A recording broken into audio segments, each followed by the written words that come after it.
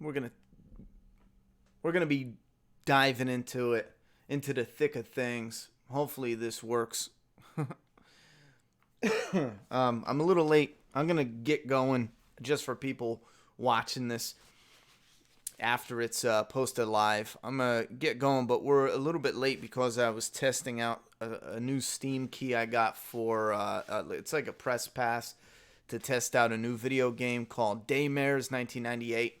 From what I know, it's kind of like a team was working on a Resident Evil remake, the Resident Evil 2. We played it on the channel. And then apparently Capcom, I guess, took it over. So the team continued on, but created their own type of nostalgia-like game for Resident Evil. So they gave me a free code for it. I popped it on to see if we can have it up while we... What's going on here? Escape, homie.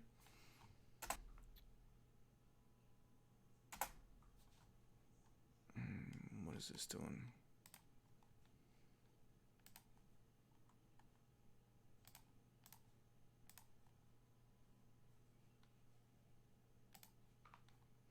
Hold on, guys. Let me try to back out of this. Escape, homie. Get back.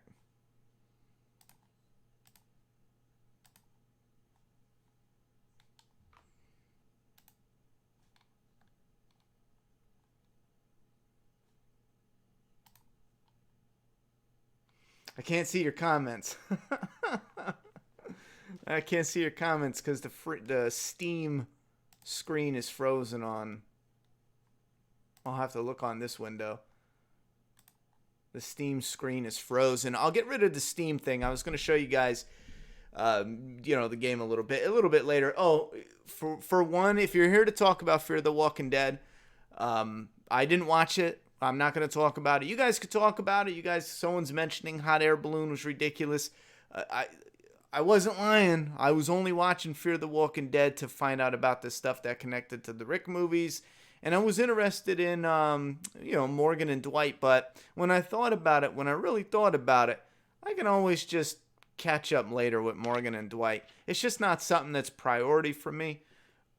When I hear how the season ends up, whether it's good or bad, maybe I'll check out some videos, and if some clips, convince me to check it out, I will. But there's just no reason for me to watch it. It's just not my cup of tea. And again, like I said before, I don't think it was what I seen. I don't think it was terrible, like downright terrible. But on the same strength, I don't think it was good to make a priority. All right. What is going on here? Exit to desktop. All right, there we go. Jeez. All right, so let's go into what I was going to talk about for this stream. Is kind of like our goodbye stream. I know a lot of people wanted to do a stream in the middle of Wednesday and today, but I figure I catch myself doing that where we'll rush a live stream and then on Sunday we have nothing to talk about. Well, we've been doing, Sunday night live streams for so long. I just figure usually we have a movie or show to discuss, but I just figure in between having something to discuss and before we take the break, because we're taking a break at the end of July, maybe the first week towards the end of the month and then into the new month, just so I can get set up in a new place. So let me just dive into some of the comments here. I wanted to let you guys know, maybe before we do comments, let me drag this window down a little bit. But for those interested, The Walking Dead Season 9 is coming out on Blu-ray. If you want to know the details, it's got deleted scenes, it's got a featurette, Seasons Change, In Memoriam, The Whispers Behind the Mask, Rick Farewell, Time Jump. These are all things that are on YouTube right now on AMC's, except for the deleted scenes.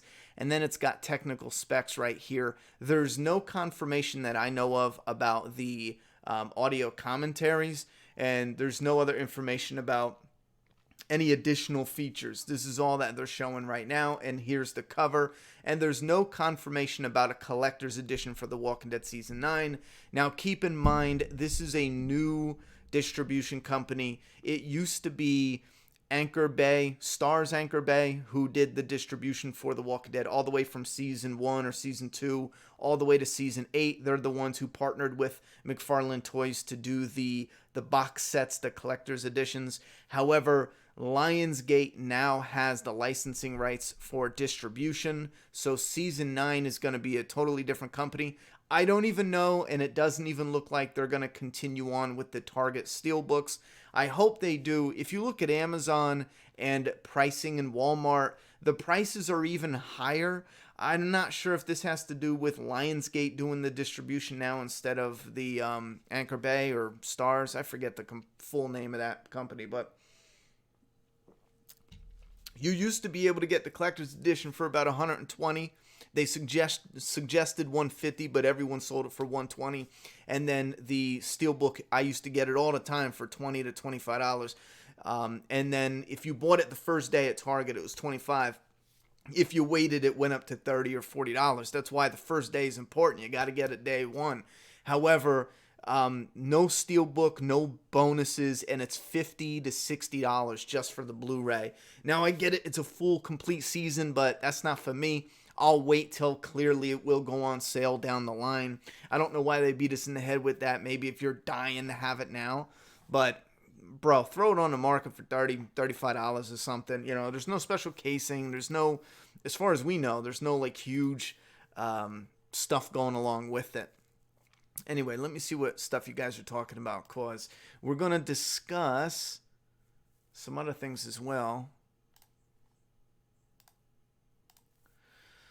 Thank you very much, Doomsday Kingdom fan community, for $1 dono. Anita Bong hit another $1 dono. Don't watch it either and don't really care to catching up on Fear. Fuck Herschel. Yeah, fuck Herschel. Little dick.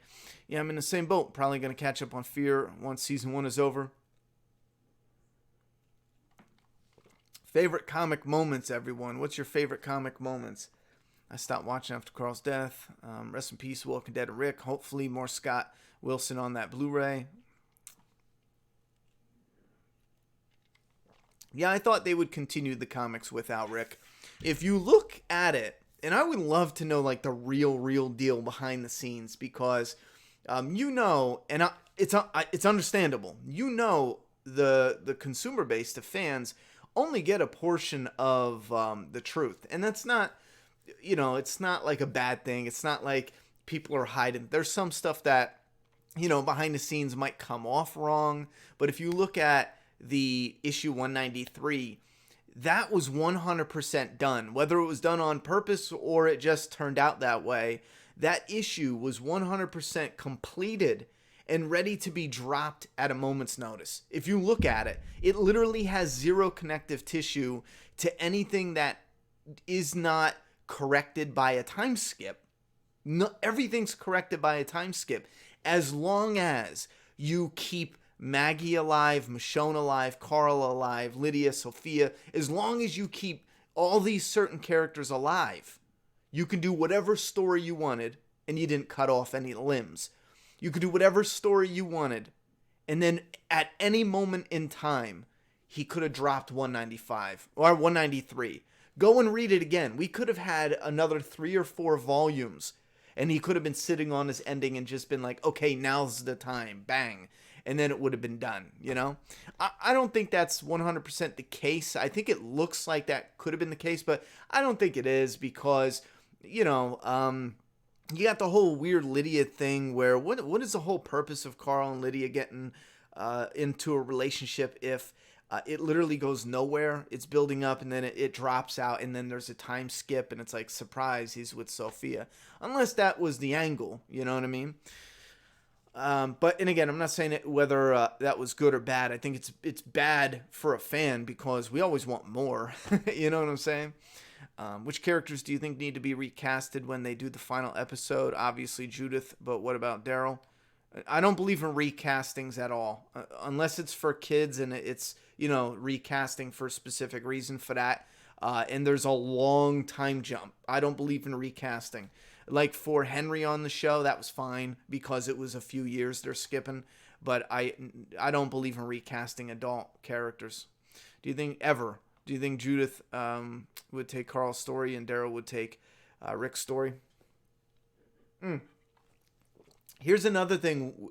With the Walking Dead comic, I'm sure the showrunners and writers will pull some of that material and call back to the comic in a respectful homage. They maybe even use chunks of it. They might take a character and have a statue of him. They might take another character like Aaron and his daughter and have them in the rocking chair. They could mix it up where in the comic that was the last big moment. But in the show, that could be a piece of the montage that's a nice moment, but it's not the big moment. In my opinion, from this point on, the Commonwealth will not be the same in the Walking Dead TV show. And I think there's signs. And again, this is just a fan, you know what I mean? Talking about his ideas. I don't think there is enough room in the story to have the Commonwealth and the new community. What do you guys call them? The CRM, the community the helicopter community, the ones who took Rick. I don't think there's enough room just because they have uniforms and one's white, one's black, one hat looks like Stormtrooper, another looks like, this lined crap. But I think it's actually neat, but I don't think there's enough room. Now, they could run into a big community, but drop the whole military, outfit uniform thing. And I don't believe Commonwealth and the GRM are the same. I see everyone saying that, and I don't think that makes sense. Because Rick is there for 3 movies. That's 3 to 4 years of his life. 4 to 5 if there's any delays between like a year and a half and then a year and a half. That's 3 years right there, and that's just in between 2 movies. So I don't think it makes any sense because we need to go into the Commonwealth storyline soon on the show. So what are you going to do? You're going to hold off the Rick movies. You're going to have the Commonwealth in 2 different, separated communities, and they communicate, but Rick's at one and our other group. And the Commonwealth in the comic was only to close out the Walking Dead story. Now we know the purpose. I mean, as a fan, I got really excited because when you hit the Commonwealth, there was a whole flood of new potential material. For anyone reading Doomsday Kingdom, and I will say this, whether whether we continue to make Doomsday Kingdom or whether we suddenly stop, in Doomsday Kingdom, in issue 2, page 1, there's a little image of a cowboy in a montage. Trust and believe, when we get to that moment, that's who I'm talking about when it comes to story potential. When you run into a big community and the old world is starting to be taken over with vines and, people are making a comeback and all these communities and towns where they can trade and interact. In years from now, when we get to the cowboy moment, the Doomsday Cowboy, that is who I'm talking about when I thought of where The Walking Dead could go past the Commonwealth, because there's a wealth of material. But I don't think Kirkman was thinking about that in that way. I think he was thinking about wrapping the story up, because if you look at the Commonwealth and how it paralleled everything the story has told up until this point, even having a governor as the leader, it was all there. Not to build on this story, this continued story of survival. It was all there to just end Rick's story and then to end the series. I do want to give a shout out. People keep asking about this towel behind me. I'm still late on the video. It's a Matt Mail video. It has to do with a P.O. box. I didn't want to jerk you guys around with a new P.O. box number, but I don't have the new number yet, so I didn't put the video up yet. But anyway, it's a Rick towel. It's huge. I use it as a poster. There's another one too, Rick back there from season 8. Anyway, a lot of people are asking, and we found the link. It's thecollectibledead.com. The reason we couldn't find it is because he spells collectible with an A, and I spell it with an I. You can flip it. You can use either A or I. It's been so long since I've been in school, I forgot. You know what I mean? You can use A or I, don't matter. Anyway, let me see what you guys are saying. And self-promo here. There's like 5 people who watched my one video who are just outraged that we would ever promote Doomsday Kingdom. Like, I don't understand. Like, some people's brains. I don't understand it. It's not like we're at a real funeral. It's a comic book, guys. The Walking Dead, no one died. No one actually died. It's not a funeral. But for those interested, we have issue 1 for a limited amount of time, free, doomsdaykingdom.com. You can go digitally right here. Click on the top corner. It'll say digital comics. You click on that bitch, and then you have going from new to old. You got issue 4, then 3, then 2, then 1. Issue 1, you click on it, and it is free. Click add to cart, buy it, and all that. Do the PDF. We got posters and prints, and then we also got comics.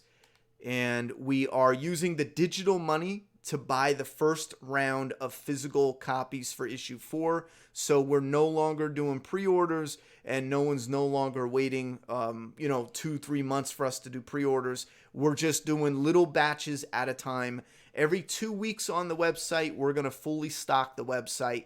The only thing that's about to sell out right now is the signature series for issue number 1. This right here is the only thing that's dangerously close to selling out. Everything else, relax, you have a little bit of time. But we will restock twice a month, once a month, off and on. So if it's out of stock, just check back. And I'm personally going to start adding the stocking to the production timeline, not just shipping. So you'll be able to look at the production timeline soon. So anyway, this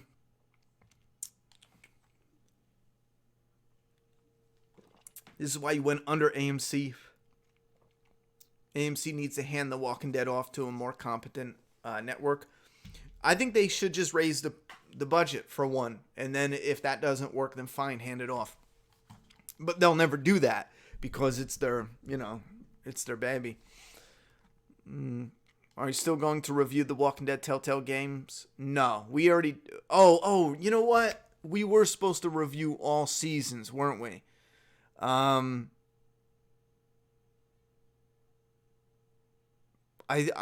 trying to think. I think I just forgot about it, I will eventually make it back around. That's one video to wrap up all the Telltale stuff. So I'm pretty confident we'll come back around after my move and just knock that off. We're going to be knocking off a bunch of different things that we've been talking about for years. We have a comic covers video in the works that I'm actually excited about because now we can finish the whole series, and it's a beginning to end a whole series. Imagine Judith having a son and naming him Shane. That'd be funny. It's your channel. Promote your ass off. Well, not only that, there's two things. One, you can't have a new anything and not promote it. And two, for some reason, there's people mad that we're writing a comic. Like first it was, oh yeah, a YouTuber making a comic. He's going to steal your money, guys. You know what I'm saying? But then we showed and proved. We did issue 1. Was there delays? Oh, fuck yeah. It was our first time out. Whoop-de-whoop.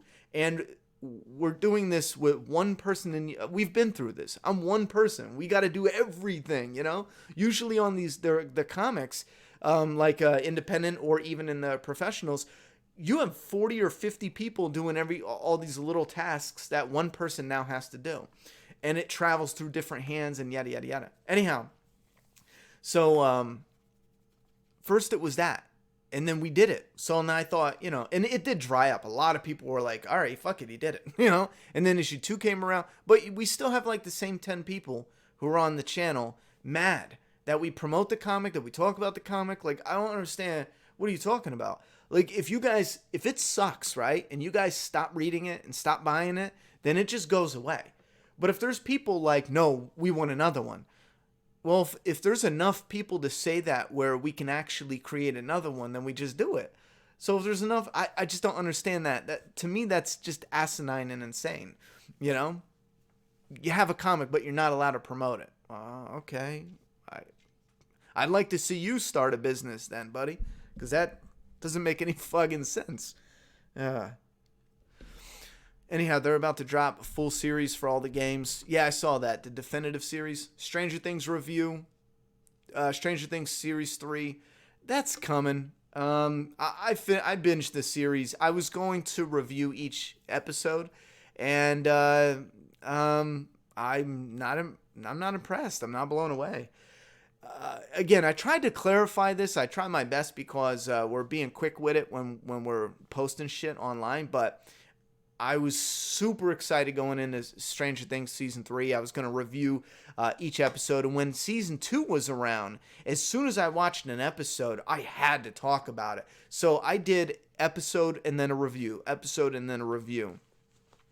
Season 3, I watched the first episode and I was like, all right. I mean, I didn't hate it, but I just didn't feel that same, like, draw that I did with Season 1 and 2. So I was like, you know what, it's the setup, you know, whatever, I'll put in episode 2, and maybe that'll, like, bring the fire. Nothing. And again, I'm not hating it. It's not like, oh, this is terrible. It just didn't have that same, like, connection and draw. And then episode 3, and then 4, and then 5. Next thing you know, I'm like, all right, I'm on episode 6. I might as well finish it. And it was the same thing all throughout. I didn't hate Stranger Things. I'm actually excited to rewatch it. And with no expectations, because your opinion does change when you have expectations versus, you know, rewatching it just to watch it. And so I'm real excited to rewatch it. I didn't hate it, didn't despise it. I found some things really corny. I found some things when, like, the tension is really ramped up and they stop it for certain scenes, certain moments. No, just no. Another thing, I knew this was going to come up because of what they were doing, but I knew it had a lot to do with evasion of the body snatchers type. And I'm not a fan of that per se. I mean, I am when it comes to The Thing, for example, which this is funny because I'm a massive The Thing. It's one of my all-time favorite movies. And this had a very The Thing feel because it was like people that were people, but you can't trust them because they're not them anymore. And then eventually they turned into this monster. And I'm not real big on blubber monsters or blob monsters. I like when it showed the hand with the... I thought that was gross and cool. I like when it had the teeth that kind of looked like Pennywise fucked a Demogorgon. You know what I mean? I like that shit. But when it comes to, like, the overall blob and... I don't know. I didn't like it, you know? Anyway, but it's not that I didn't hate it. I just wasn't all that thrilled and excited. Like, when it comes to a Demogorgon, it has the shape and the style, and it has this cool look. But when it came to the blob monsters and this, it just, I don't know, that attraction wasn't there. When is that big break happening with your channel that you've been talking about? The end of this month. It is the end of this month. And I just got more bad news. There was a mix-up with the information. Remember, for those who are paying attention, they were charging us $5,000 to install a wire on this one strip of road because there's no internet wire laid down. It's the construction you have to pay for. So then we were calling around to competitors. Long story short, we found one that waived the fee. We were like, all right, that's awesome. Well, they scheduled to come out, and then they keep delaying it. So then we were like, why are you delaying it? We got put on with a manager, and they said, oh, well, you didn't pay the construction fees. And, you know, it was just, I was at a moment where if I didn't have my daughter, I would have just picked up and moved back to Pennsylvania. You know what I mean? I would have just been like, well, fuck it, we're going home. You know what I mean? Like, fuck North Carolina. I can't afford this shit out here. But I can afford Pennsylvania. Shit. Rent a place, you're paying for the utilities and all that. You know, I can afford that, no problem. You know, it won't be the best neighborhood, but I don't give a fuck. I'm from there. You know what I'm saying? Like, I don't give a shit. So, long story short, after flipping out a bit, they decided to cut the payment in half. And we would have to pay $2,000 just for them to lay the wire and get the internet started. So we're going to be doing that, and I'll be out of internet from July 25th-ish to whenever they finish construction. I'm hoping a few weeks, and that's it, and then we're back 100%. But there's just nothing I can do. I can get a couple different videos and then prep them ahead of time, and then go to the library and upload some videos. I just won't be able to do live streams, and I won't be able to do constantly, oh, here's news and upload right away, because I'll have to drive out, leave the house every day just to do that. You still need to complete the rest of Michonne's 2 other episodes, which are top quality, by the way. Yeah, we started it. That's right. We started it, but we didn't finish it on the live stream. I don't know anything about Fear the Walking Dead. I didn't watch it today. I didn't watch Fear today.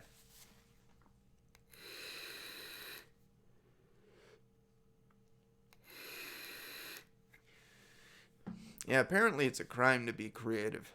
There's only 2 types of people that I think act that way. And you see this a lot in, I'm sorry, but you see it a lot in the ghetto. You see a lot of crabs. And that's not like, oh, look at a white guy, make fun of people in the ghetto.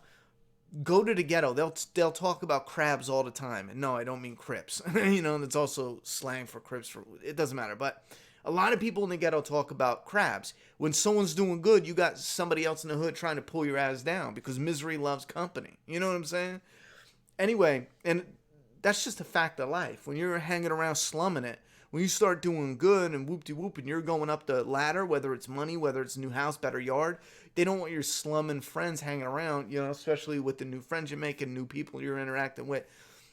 Anyway, so you see that a lot when people are trying to do something and create something. Now, if you go ahead and read it and you don't like it, fuck it. I appreciate that. At least you gave it a shot. But we're talking, there's people going on internet, online, on Instagram. And again, it's only like the same 10 people. I don't know why it even annoys me, but I just can't fathom someone going, oh, I bought the comic and it never got shipped out to me, took my money, and then when I finally got it out, it was it was pissed on, or some ridiculous lie. And then I was like, and right online, out in the open, I'm like, well, give me your order number, whoop-de-whoop, and then we'll make a correction. However, long story short, the person didn't even order. They didn't even put an order, but they made up this whole story that they got some crummy ass order and it got ripped off. And it's like, who are these people? How do you live? Buy it, read it. If it sucks, dog me. You know what I'm saying? Dog the shit out of me. Fuck it. I can take it as good as I give it. Fucking go for it. But to just straight up make it up is when it gets, what? So I call them crabs. Some of them have to be people who want to create something. And then they see someone doing something, like people mad at YouTubers. They're like, oh yeah, fucking guy making videos and gets money, or guy playing video games and gets money, and da-da-da. Bro, you're a fucking hating crab. You know what I'm saying?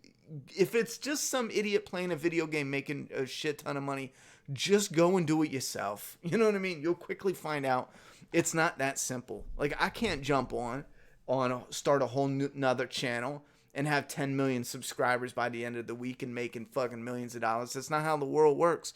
There's a whole lot of luck, a whole bunch of different variables. There's a daily grind to it. Again, is it better than working in a factory? Yes, I've been there. I still carry a scar. You can't see it, but why can't you see it?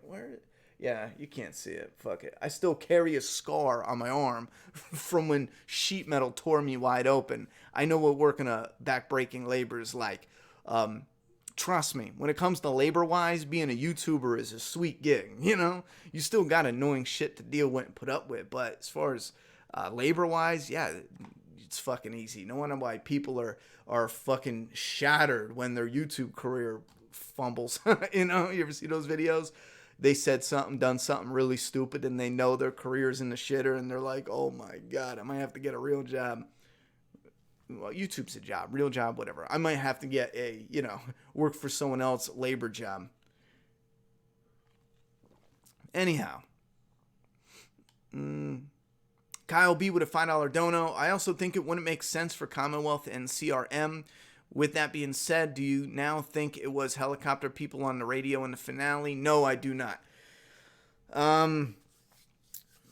Not the helicopter people, but I think it is going to be a variation of a group, just not, the big bustling. I mean, it could be. It absolutely could be this big bustling, but I don't think it's going to have that same, Commonwealth flow to it. Maybe it connects with Georgie and some of the groups she's working with. But again, I could be totally wrong. I just don't think they're going to make a Commonwealth with white suits of armor, and then there's a totally separate group with black suits of armor at the same time in the same point in the story. To me, it just screams they're not going to do that. That sounds so ridiculous. You should have made your book with Indiegogo. We're doing the first volume. Connects issues 1, 2, 3, 4, and 5. It's going to be the first trade paperback volume of Doomsday Kingdom. We're going to do a Indiegogo starter. And the idea for that is to, we're going all in. The idea for that is to do the Indiegogo to set us up for the whole volume 2. So we're going in, and people are getting the single issues just to keep up with or who knows? People could come out and be like, no, we want to buy the volumes instead. You know what I'm saying? So now keep in mind, volume is 6 months worth of work for professionals because they come out with one comic a month. So if you have 5 comics and you have that grace period for combining them and yada, yada, yada, technically it would be 2 volumes a year based on the current comic book standard of releasing 1 issue a month. So if everyone is like, that's what we want, well, then we will reconsider what we do. But the Indiegogo is hopefully going to be something that throws us into the position to be able to put our full-time jobs on hold. Especially the artist is one of the most important. He's got a whole career he's been building up. That's a big leap for him. I can do whatever. You know what I'm saying? I don't care. I don't have a career. I'm not building up for nothing. I don't give a shit. I duck, dodge, and weave. I don't give a shit. So, it's a huge deal for him if he's building up this career, and then he's going to take this massive leap to work on the comic. If it fails in 5 months, he doesn't have a career to go back to. Me, I'll just start over in 5 months. So we really need to make sure that this is going to be able to set us up so that way we can keep churning out the comics and make a living off of that. Again, it's not going to be a glorious living, but at least we'll be able to do what we love and get the comic out there. Felt like they dropped it down to more of a kid level. What do you mean, Stranger Things? Yeah, I mean, in season 1 and 2, I really felt like I really did feel like it had the nostalgia and a little bit of that dark for people who lived in the 80s who are now, in their 30s and 40s, even up to 50s, can find a little bit of charm in Stranger Things. And then season 2 felt like it had that, but a little bit less of the dark, And then in season 3, it felt like it was really missing a lot of the dark, but then it would hit at certain moments, and I was like, oh, okay, that's, it was a really big contrast. But again, for me, it doesn't work because I'm not into the whole blob things. I'm not into the whole body snatchers type things. It's cool. I get there's a huge fan base out there for that. I understand how popular those older movies were. But for me, even when I was a kid, it never really did anything. The only movie was The Thing, where other people weren't who they thought they were. And then it was real creepy and scary because you had this bug-twisted monster, Ah, shit. Hold on. Dawn of the Walkers, I missed your super chat. Let me look, brother. Let me look. Dawn of the Walkers. They need to let NECA make Walking Dead figures. Oh, shit. I did miss your super chat. Thank you very much for pointing it back out. And yeah, they need to let NECA make those. They definitely do. Where would you like the plot to go with the main show as a writer? I know you have great ideas. For the main show, The Walking Dead, well, here's one thing. I'll be honest. When The Walking Dead was ending, I had more relief than sadness. And I don't mean to say that as a mean way. I am being honest. There was a number of times where The Walking Dead would get dangerously close to something I have written, 10 years ago. And for anyone who's new here, we've already proved it time and time again. I still bring up the same example when I talked about something that happened in the comics, something big, the border head scene. It was in Doomsday Kingdom, and I talked about it 9 months before it ever happened in the comic. And there's no way you could have known he was going to do that. There's no leaks for the comic like that. Anyway, there was a certain number of things that were getting way too close. And when the comic was revealed that it's really done, as a fan, I was like, oh man, I wanted more. But as somebody who wants to create, wants this story to succeed, this comic in a long run form, there was this wave of overwhelming relief. I don't know. I was just like, it was just, because again, there's only one place you can go when you have a realistic story that has zombies in it, because you can't scavenge for food anymore. So you now need to set up places. From that point on, the story can only flow one way.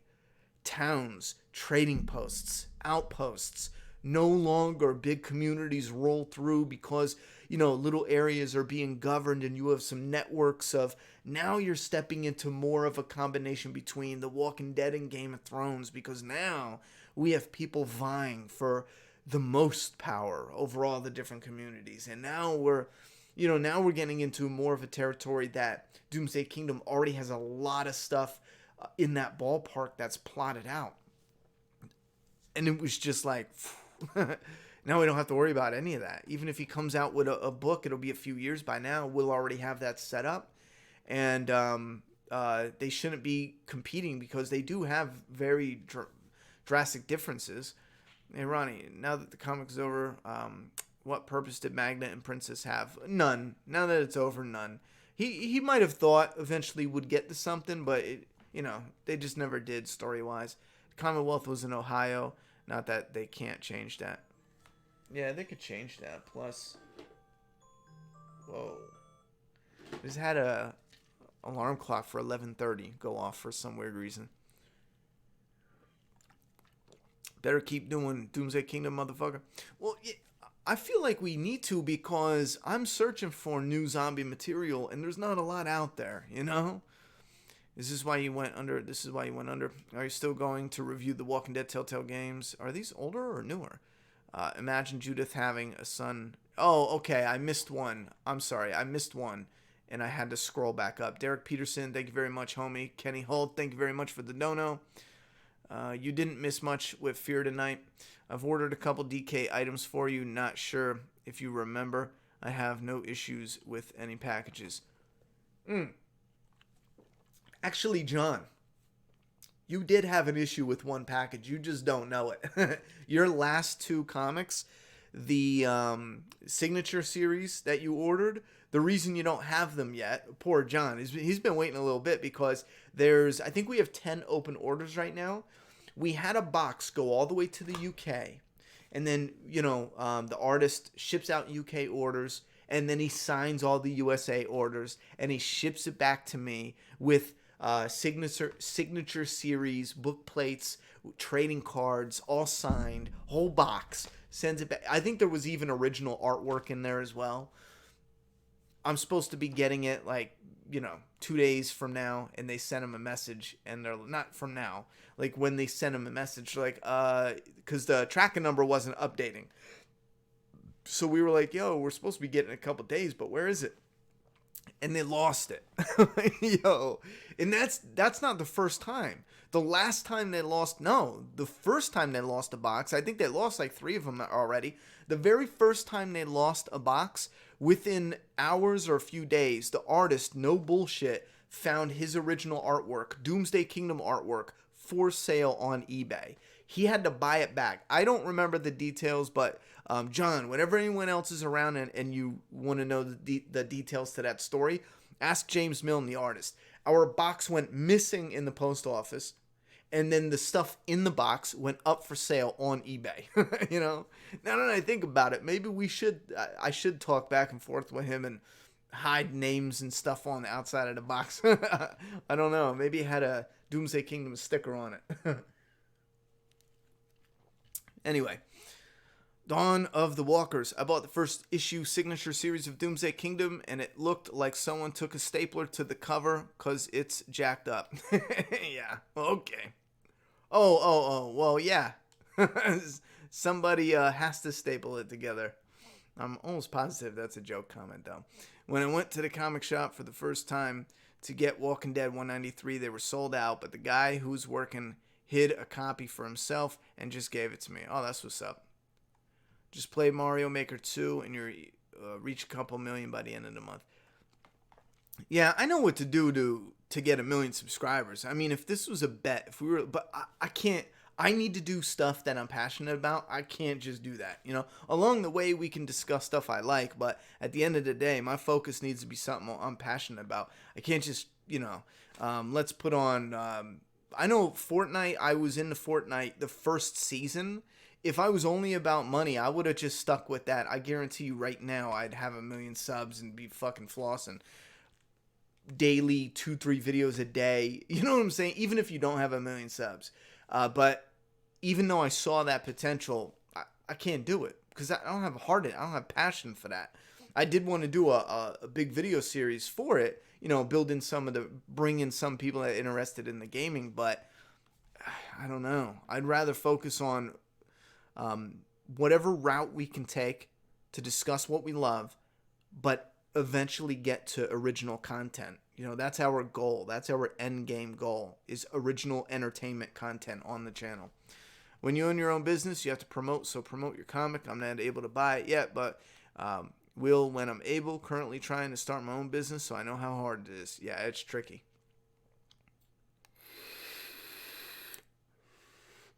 I haven't seen the trailers for Rabid now. James, the Sheriff Dixon, thank you very much for the dono. Do you see Maggie becoming president in the show? Not really. Actually, I'll be honest. I don't see Maggie becoming president in the TV show at all, because she already had a dispute with AMC, and they're not going to forget. You know, if they put Maggie as a character in a position of power, maybe some of those people are going to be like, she's going to ask for more money. We can't do it, you know? I mean, listen, if I was a businessman and a shady motherfucker, you know what I mean? Because I feel like I treat people real good, you know what I'm saying? Mainly because I don't care about money. As long as I could pay rent, I really don't give a shit. If you give me $1 million, holy fuck, watch me not care. You know what I'm saying? Like, I would not care who's making what around me. As long as, you know, I could buy my daughter braces and we're set. I don't got to worry about rent or keeping the lights on. I mean, I could care less. You know, I'm really not greedy. So, but if I was a greedy businessman, I would think just like that. All right, she already had an issue with us negotiation-wise. If we make her character vital, she's going to ask for more money down the line. Can't trust her. Can't do it. So I wouldn't have them do it in the story. Ryan, are you going to see Crawl, the Killer Gator survival horror movie? Comes out Friday. Probably not. I'll be honest. Once I get moved into the new place, my family's going to be my neighbor, so I'll be able to get out and watch more movies. Because obviously, single parent, I can't just get up and go watch TV in the theater. What are the best boards and bags to use for the Walking Dead issue comic books? I'm new to collecting. Well, to be honest, the best you can use is the standard. Whatever's the acid-free, the one backboard, just get that.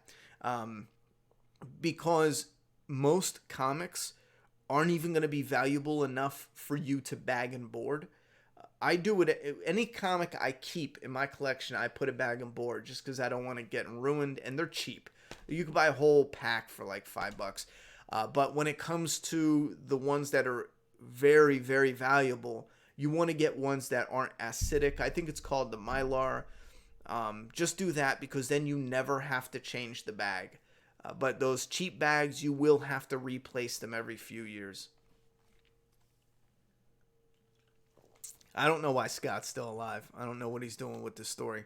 I bought the signature series of issue 1. Yeah, Dawn of the Walkers. Am I reading that over and over again, or do you keep repeating that? Why do you keep repeating that? I mean, if you have a legit issue, I can't. Maybe I read it twice. Maybe that's the thing. Because if you mean it as a joke, I'm not really sure what the joke is, other than Yes, the comics are stapled. That's how you bind comic books. Maybe that's the joke. Do you see Maggie? Okay, maybe I did read yours twice. I just thought it'd be weird if I saw that twice. Did you see the AMC YouTube channel rebranded as The Walking Dead, and they made a new AMC YouTube channel with like 500 subscribers? What? No, I didn't see that. Unrelated to your conversation, but I loved your content for the last few years. Keep kicking ass, dude. Thank you very much. I appreciate that. I appreciate it. Any and all support I can get. Holy hell. Let me check this though. I feel like I need background music though. Just something. That dead air. When I go to read the comments, that dead air, I don't know, man. It bugs me. Let's see. I'm sure AMC posted something because Fear the Walking Dead just ended. So let's scroll through. What do we got? Okay, yeah, you're right. Next on Fear the Walking Dead, it says The Walking Dead for the channel. Let's click on it, and it does say The Walking Dead. And AMC, let's search channel AMC.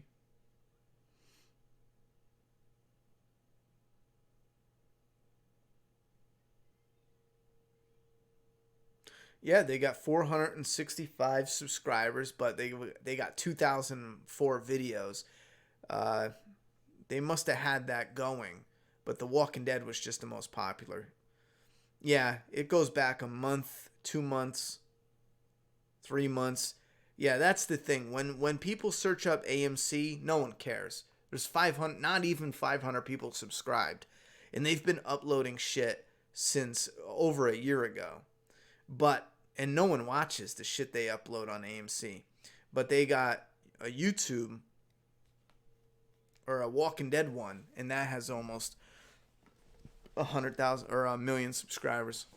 Well, maybe that's more evidence that they're going to make a longer Walking Dead show than we thought, because a lot of people are like, oh, the book's ending, so the show is ending. And I think there's a big difference between the book and the show that people really don't realize. The comic book is not making the money that you're thinking. You know what I mean?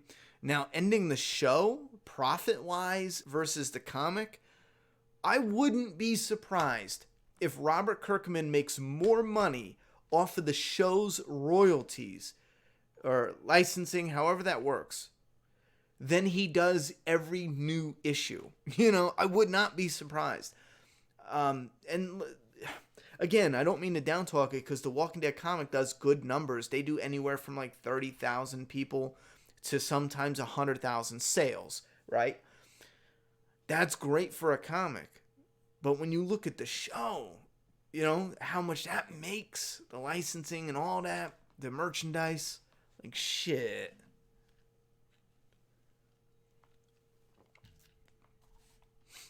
Sorry if you addressed this already, but is there a reason you're hiding your subscriber count now? What?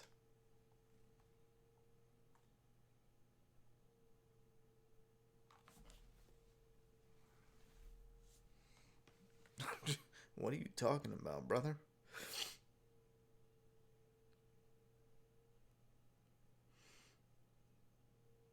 Reason you're hiding your subscriber count now?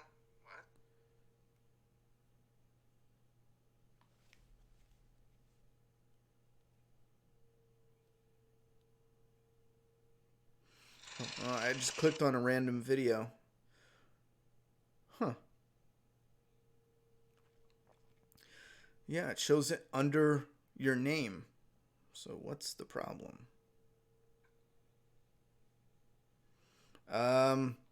YouTube? Kerfluffle? I don't know what to tell you, homie. I don't know what to tell you. No reason to me personally. I'll look into it. If it's YouTube, I'm sure it'll correct itself any second now or any day now. If it's something in the settings, I will double check, because I personally don't care. We hit our 100K mark, so I'm happy. Anything after that's just bonus, you know?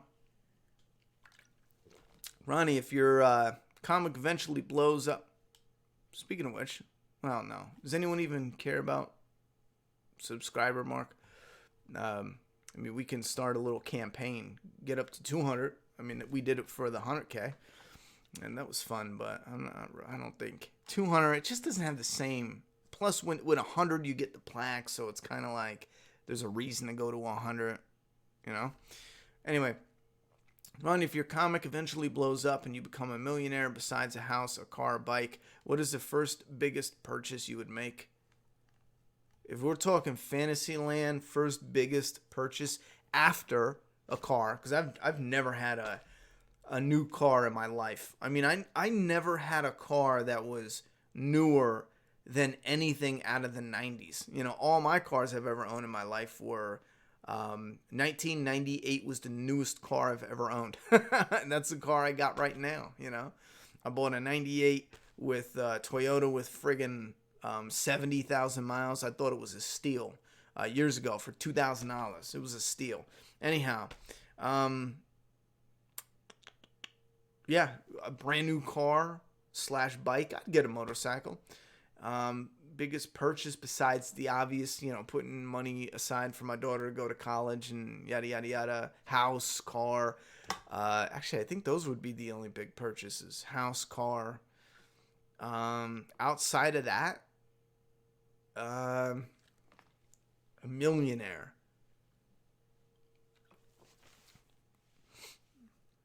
I'd have to go with a recording studio in the house. I'd have to just go with that. Fuck it, you know. Other than that, I'd probably buy a real Predator. You know, if I'm just wasting money, a real Predator, authentic, some life-size Predator to just have in my living room. You know, that's what I'd get. I think Dawn of the Walkers is serious about a problem with extra staples. I'm gonna have to ask him to send in pictures because that's impossible. We check every issue. We hand bag every single issue. We don't just grab them in stacks. We personally hand bag every single issue. Comics get 2 staples. I'll show you right now. They're all sitting right here in front of me. Comics get 2 staples. One here and one here. That's it. That's every comic book known to man. Unless they're glue, you know, and those are for bigger, thicker, like The Walking Dead 193 was glued, I believe, because it was like 3 issues into one. But there's no way possible that a comic was stapled or messed up or scratched and inside the bag. There's absolutely no way. Because like I said, we hand bag them. But I stand corrected if that was a production error and it was crooked and that's what you mean. Put up pictures, bro. You know, let me see it. We will resolve any issues, especially production issues. Bro, you know how easy that is? Show me the issue. I send it to the printer and they give us replacements just like that. We've had 30 replacements done when they sent them in the post office, destroyed the corner of the whole box. You know, I had to send them back and get them all replaced, and they didn't even ask. They were like, okay, let us see them. All right, done deal. I don't think they regret killing Carl, no. Have you thought about doing a video reviewing shows that are classics that could never be made again, like All in the Family, Married with Children, etc.? No. Again, we've always thought about eventually revisiting Married with Children. Would be one, for example, that I would love to revisit, but I will almost definitely not be just reviewing them. I want to go away. Again, imagine the deep dives, the analysis videos. And again, this is after we moved. This has been the plan. I know it sucks when I talk about doing stuff 6 months from now because that's all we're talking about. We're getting there. But we're finally here after the move. We're going to ramp up videos on Ronnie Hayes because it's the raw. It's whatever we record. It doesn't have to be perfect. And we're going to transition over to slower uploads but more polished uploads on this channel. Maybe even if you guys wanted, instead of just doing it abruptly, maybe during the move, we'll start just doing shit on this channel and then it'll slowly go into the first big project video-wise. And then after that, a couple get out, and then you guys can see, okay, this is what he means. But imagine Married with Children, but done from the perspective of an analysis video, breakdown video, deeper into, but not, a companion episode like The Walking Dead. It covers the whole series. I would do something like that, but I wouldn't want to just review it again. Hubby forgot my comic for 3 months. Wait, hubby forgot my comic for 3 months. I told him, if you don't get this comic, I will divorce you. Comic shop was out, and he told owner he effed up, so he gave him one on hold. Oh, that's what's up. That's funny. You're going to divorce him. Creepy horror music. I'm good with that.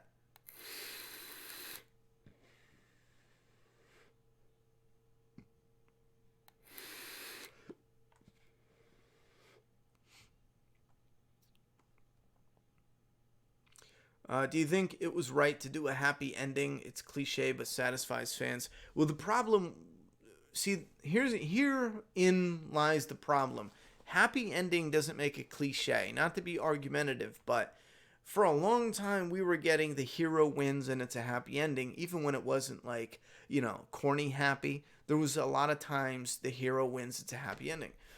And then we hit a moment where people, and this is when I specifically wanted to get into writing, and a lot of my endings were fucking brutal. It was like building up to this moment where the hero's got it in the bag and it's da-da-da-da, and all of a sudden, boom, it's the ending you never expected.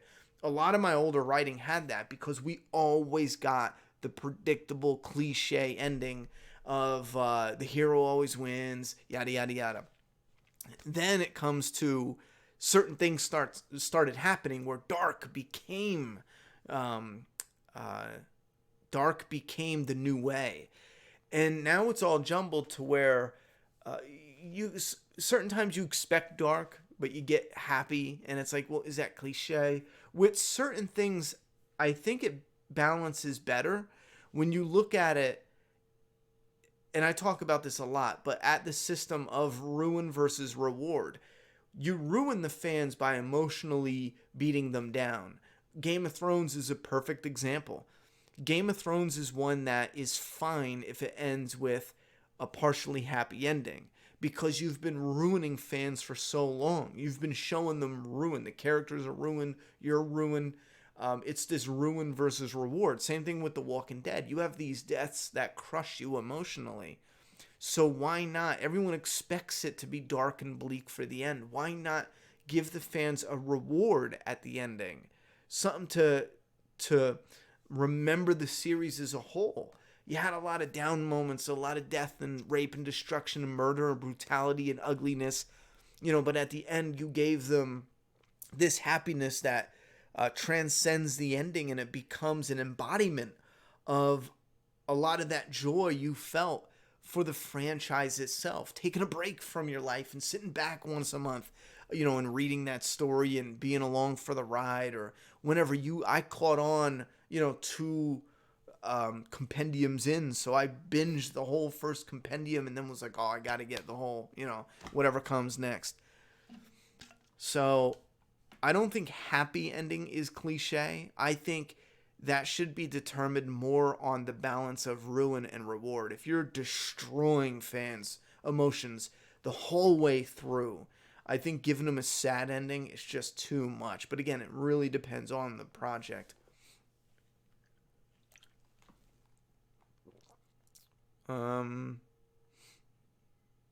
Put make map before you question, so it's highlighted. Yeah, put make a path presents in your question, then it highlights it.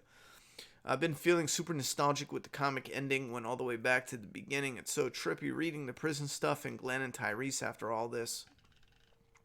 Have you ever been on King Da K? I don't even know what that is.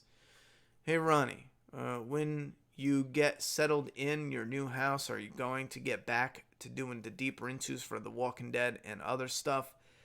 What other stuff? As far as The Walking Dead, we will have a couple more, and we will test it out. I think I've asked you guys in the past should we continue with season 9? Or should we go all the way? Because I'm not doing it for season 10. The deal was we're going to do it season 1 to season 9. I mean, if we continue on, it's because the show gets really good. Should we start from episode 1? And again, it's going to be, I need to focus in more because sometimes I get a bit distracted and I start putting trivia stuff. I need to just knock it off and focus on what it's meant to be.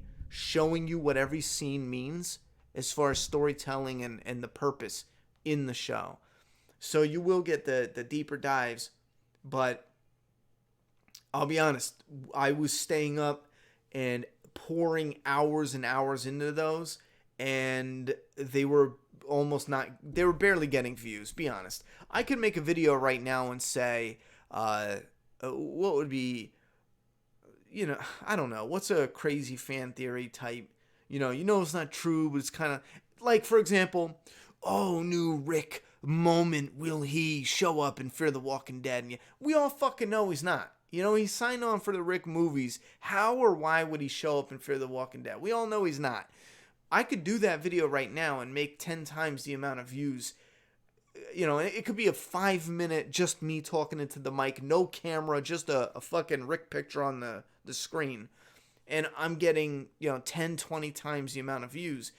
As if I sat for a whole week editing for hours on end and working on nothing else except for that. I get 5,000 people that watch it, So we're gonna do it, but if it doesn't pick up, I'm moving on to other things. You know what I mean? And again, not like as a hate thing, not like watch me or I'm out of here type thing. No, it's just we have so many different things. If this doesn't pick up, then we'll move over to this. And then when I'm in the mood again, we'll jump back over and do another one or two. It's not like we're gonna fuck you and never come back. I'm just gonna shift it over a bit here and there. What are your thoughts on character of Billy Green? Would you have liked to see him? And do you think Jimmy could have survived and taken the prison death? I really don't care. I'm not big on hypotheticals, like what about this guy, who about this? I mean, how it played out is how it played out, for the most part. As Billy, I barely even remember him. Jimmy, I don't even know who that is. I assume we're talking about the comic, right? Those are just like Herschel kids, and I never really focused on them. So I personally don't care how that plays out. I'm fine with how they did it.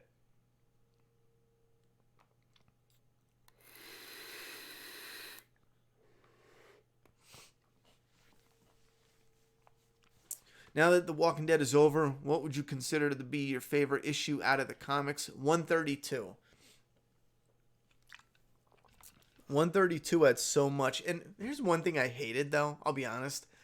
How fucking ugly Maggie is in 193. I'm sorry. And I know it's supposed to look aged, but she looks fucking terrible. Sorry, but... And with the hair, too. It looks like... She looked terrible. Anyway. At first, I swear to God, I was like, who the fuck is this? This isn't what's her name, Pamela.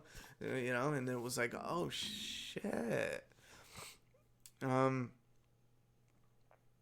My favorite single issue right now that I know of is 132. Have you watched Stranger Things Season 3? Yes. I don't love it, but I don't hate it. I am eager to rewatch it, but I don't have that same fire I did with Season 2. I know that. Or 3. Or 1. I'm sorry. I don't have that same fire with 1 and 2. Ronnie, in a recent video you mentioned Kirkman shouted you out. When was that, and how did it feel? I have no idea what you're talking about.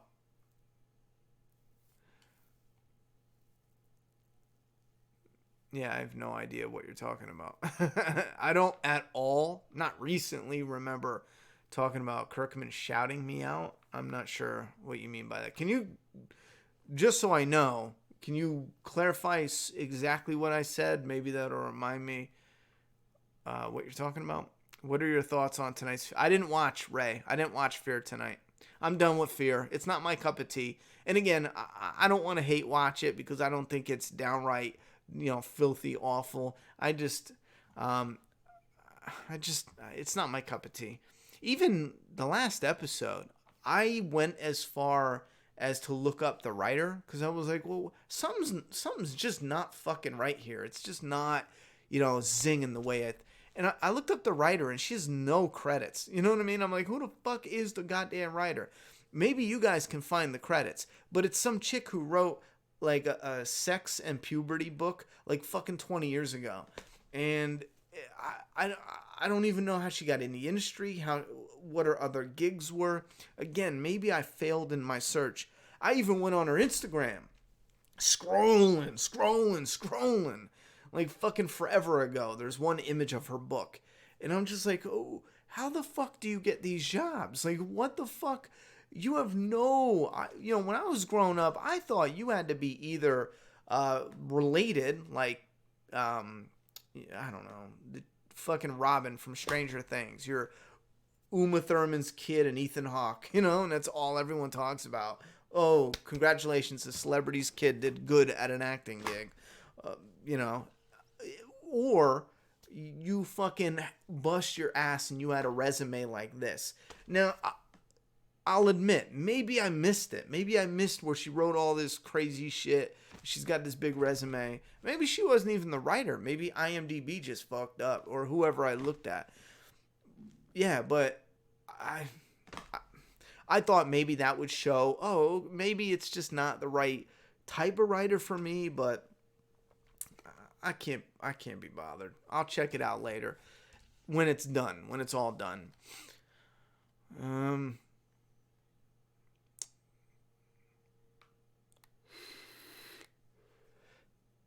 The variant cover for 192 said Rip Rick Grimes 2003 to 2019, but not his actual birth and death year, blah, blah, blah, or something like that. This quietly show that the actual comic was ending.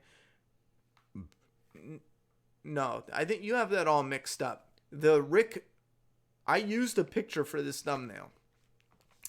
Rick Grimes, it was a character obituary, not a real life character tombstone. It's not going to show the character's birthday and death day. That's not how it works, because Rick didn't die in 2019 according to the story. The 2003 to 2019 on the cover is only the character's birth. The character was born in 2003 because that's the first year the story came out. That's it. I mean, he was like 30 when it came out, but it doesn't matter. It's the character's birth. We didn't know Rick Grimes in 2002. No one did. He wasn't born yet as a character. So it's 2003 to 2019, because that's when Rick is no longer a character in pop culture. That's all that meant. It had nothing to do with anything else. And especially the actual ending, it has nothing to do with that, because they didn't make that cover until it ended. It was already over when they made that cover. That was a celebration cover for fans after it ended. Pick out some of the very best episodes throughout the seasons. Don't try to get every episode. Yeah, you know what?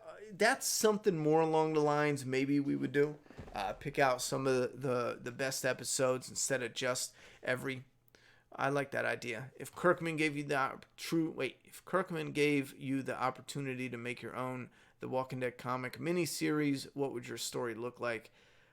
That's almost impossible to ask if I don't understand where I'm allowed to go within his universe.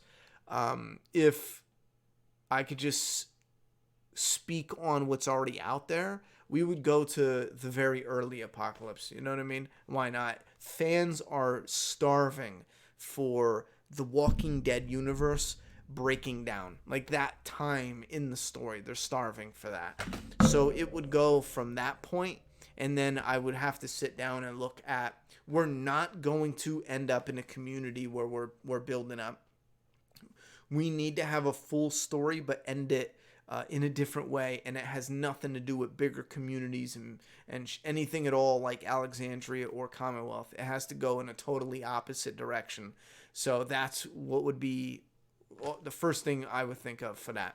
Have you seen Dragged Across Concrete? Yeah, I thought it was all right. Do you think Kirkman is considering doing a different spin-off series for The Walking Dead where they explore different characters and settings? Well, I mean, he's kind of already doing that, but he's letting someone else write it. That's the book called Typhoon. It takes place in China. It's just a novel, not a comic. I don't think Kirkman's going to jump on anything right away. I would imagine a couple years are going to go by before he decides to do anything. Hell, it might even be 10 years, you know?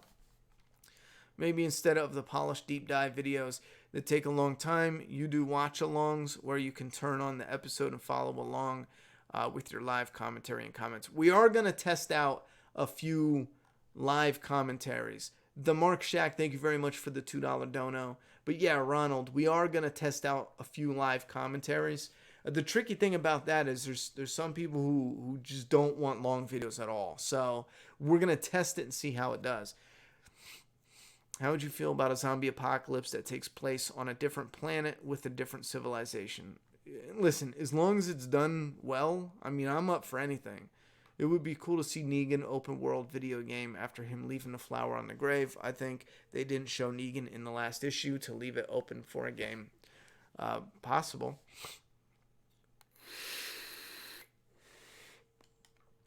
The Mark Shark.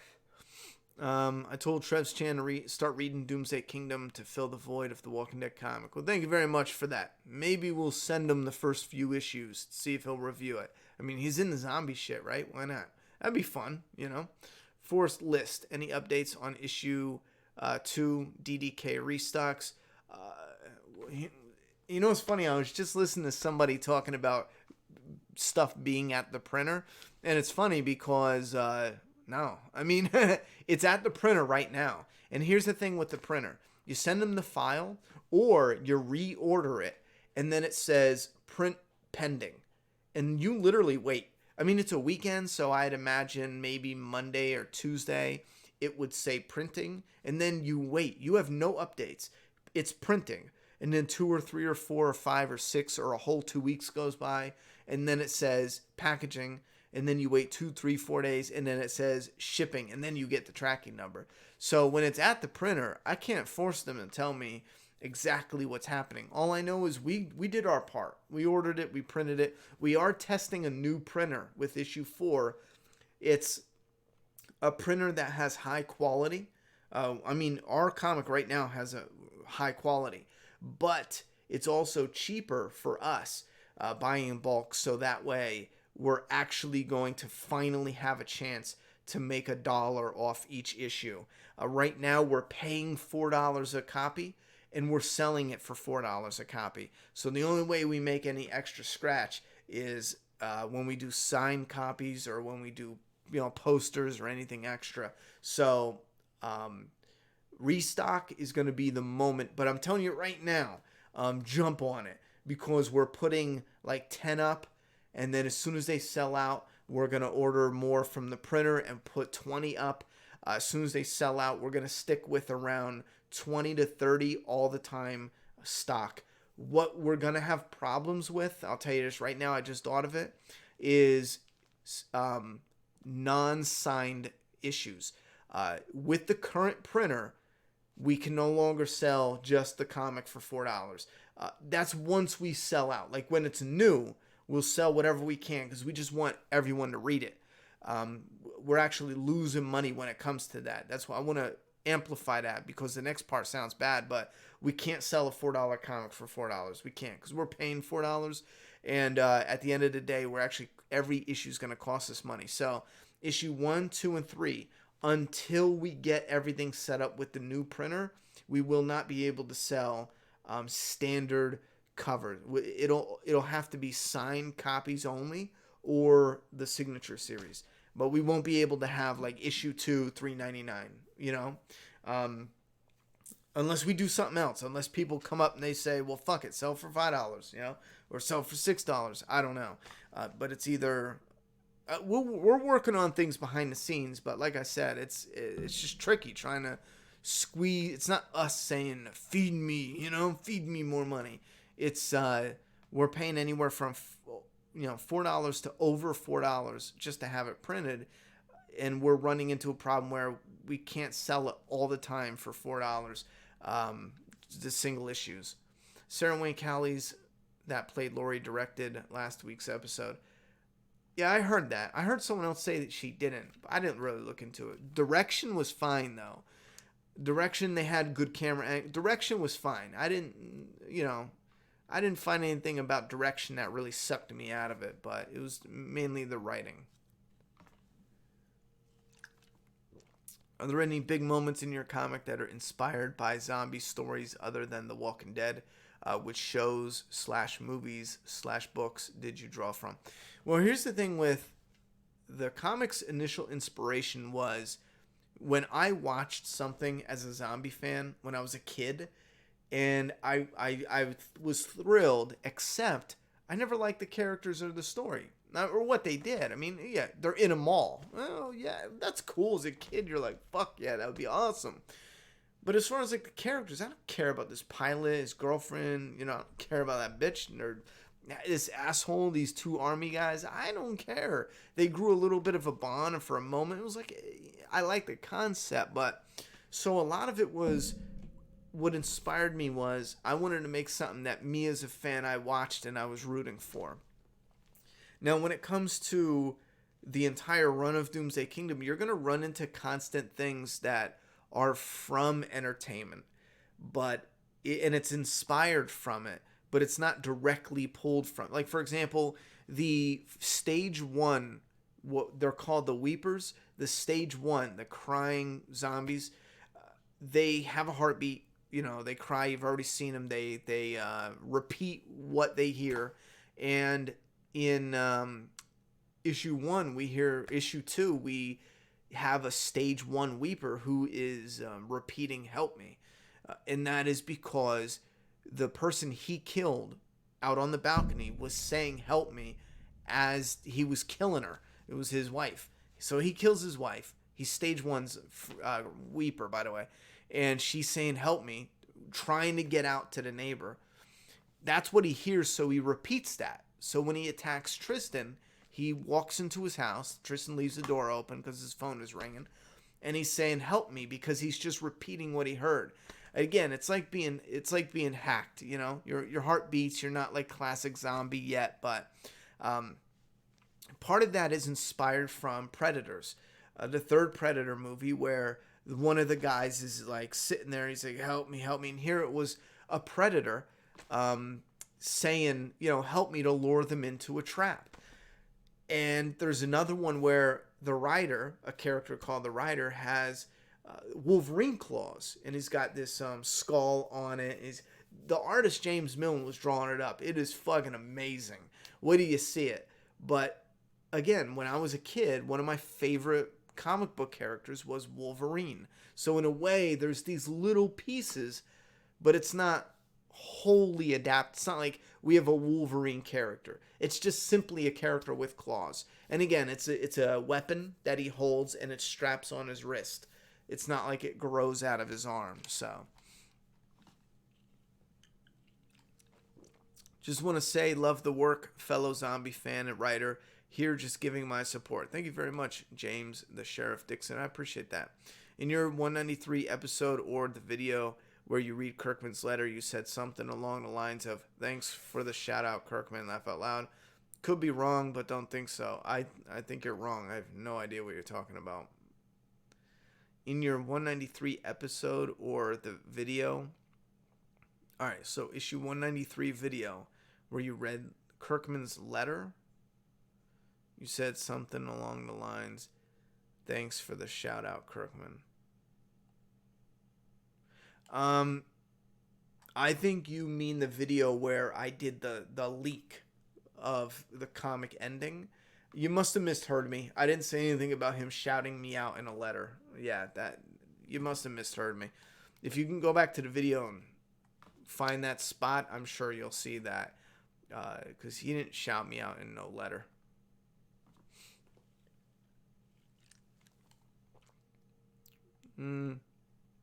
Zombie Uncle, thank you very much for the $2 dono. Would it have been poetic if Negan's story arc ended with him taking a trip down to PP Pan City? Nah, I don't think so. Are you ever going to do some more interviews with people in the Walking Dead community, more actors? What about Charlie Adler? I would love to do a lot a lot more discussions with people. But again, that's something that's going to have to be saved after the move. And again, after the move, I am moving towards just getting stuff done. I've talked about this in the past too. There's a lot of things I wanted to do where I didn't do it because I wanted it to be perfect. I wanted the sound quality. I wanted to order these screens so that way when we did the dun-dun-dun, I was even looking to have a space. Like we were going to rent outside the city. We were going to rent like this little side area. I don't know how to explain it. It's like a shopping center, but in a not in a really busy or really huge way. It's like a tiny shopping center. We were going to rent a space and maybe have people come and do like in-person interviews and shit like that. But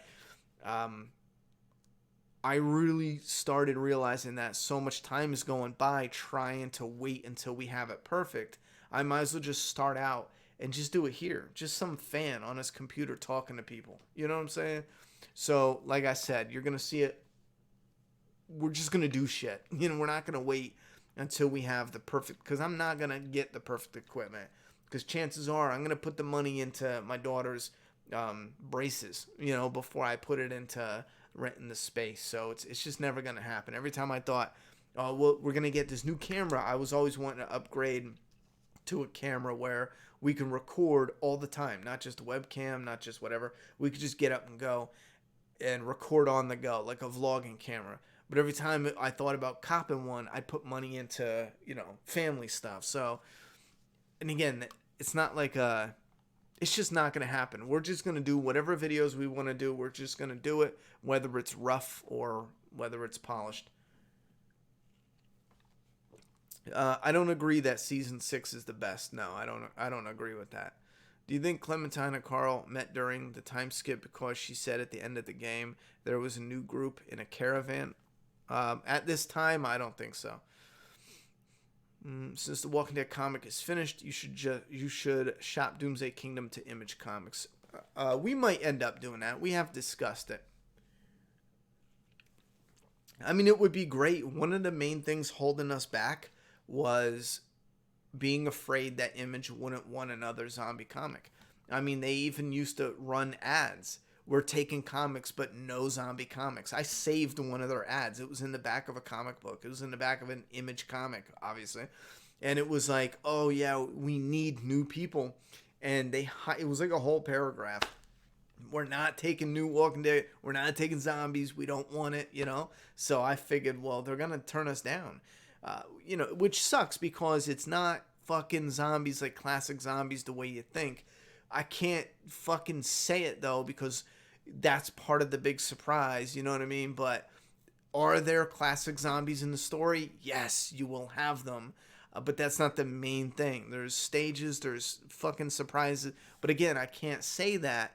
Maybe to them I can pitch it and be like, there's something different, But then again, maybe they turn around and say, no, we only want classic zombies. And then I'm like, well, fuck, No, I'm not doing a deep dive into the whole Seinfeld series. No way. Which character did you want more story from in the Walking Dead comic? I think Magna was probably one of the main ones. Are you going to restock issue 3 of Doomsday Kingdom or have a second printing? No, we still have first print of issue 2 and issue 3. We still have because what we're doing is we can't stock everything in the office. So what we're doing is print runs. But again, the same problem is with issue 3. We're paying $4 to over $4, depending on how much we get charged shipping. But we're paying just to print it. So we get a lot of people who are like, okay, yeah, we want 2 and 3. And we're trying to find a cheaper printer that will charge us maybe $2 to print per issue. Because buying it at $4 and then selling it at $4, you're losing out because you have all those extra costs. We bag and board every comic. You know what I'm saying? Bag and board. I've bought in comics from multiple different people that are independent publishers, and they go like this. They take the comic. Hold on. I'm gonna show you. Oh fuck! I don't have it. fuck me. I don't have it. They take the comic. Yeah, we'll pretend like this. Here's the priority mail, flat rate mail. They take the comic and they just slide it in and they seal it up and fucking ship it out. Multiple comic distributors, independent comic distributors, I have bought from to test them out. I didn't even want their comic. I just was curious how they shipped them. And that's all they did. They took the comic book, they slap it in, and they ship it out like they don't give a fuck. Now, here's the thing. Normally, I don't care because you're buying, cover price comic. It's not supposed to be anything special. It's a floppy comic. You buy it, you get it, whoop-de-whoop. But our whole thing was quality and yada, yada, yada. So we take the comic. Everything is bagged and boarded. We add, when we can, we add a free signed trading card. We have a sticker. We put it in 2 protectors on each side, and then we tape it up, and then we ship it out. So when you take the cost of the bag, the board, the protectors, the trading card, the sticker, when you add that all in, every single issue at $4, we're losing out greatly. So that's right now we're trying to figure out how to do this to where we need to at least make a few cents off each $4 comic. We need it because we have to put that in to the next issue, because then we run into a thing where we created issue 3, we sold it all, and we're left with no money to print issue 4. The idea is we need to start focusing on what we can do for Doomsday Kingdom, where we print it and we sell it, and we've got $5,000 left over, and we're buying stock for issue 4, and then we come to you guys and we say, guys, listen, issue 4 is on the website right now. Go and buy it. And 100 people, 200, 300 people. I mean, hell, we already had 700 people, I think, download issue 1, the free issue 1. And that was crazy because we already had like over 1,000 people get, issue 1. So it was like, but my thing is, we want to be able to do that where we're putting it into the next issue, not just paying for the current issue. So when I say we're going to restock the issues, I honestly don't know how much longer we're going to be able to restock just $4, comics. We might end up tacking an extra $1 on there, or maybe taking the price of signatures down and doing a workaround or something. We're open to any thoughts and suggestions. You guys are the ones interested. Let us know. Maybe we can figure something out for the future that helps everyone.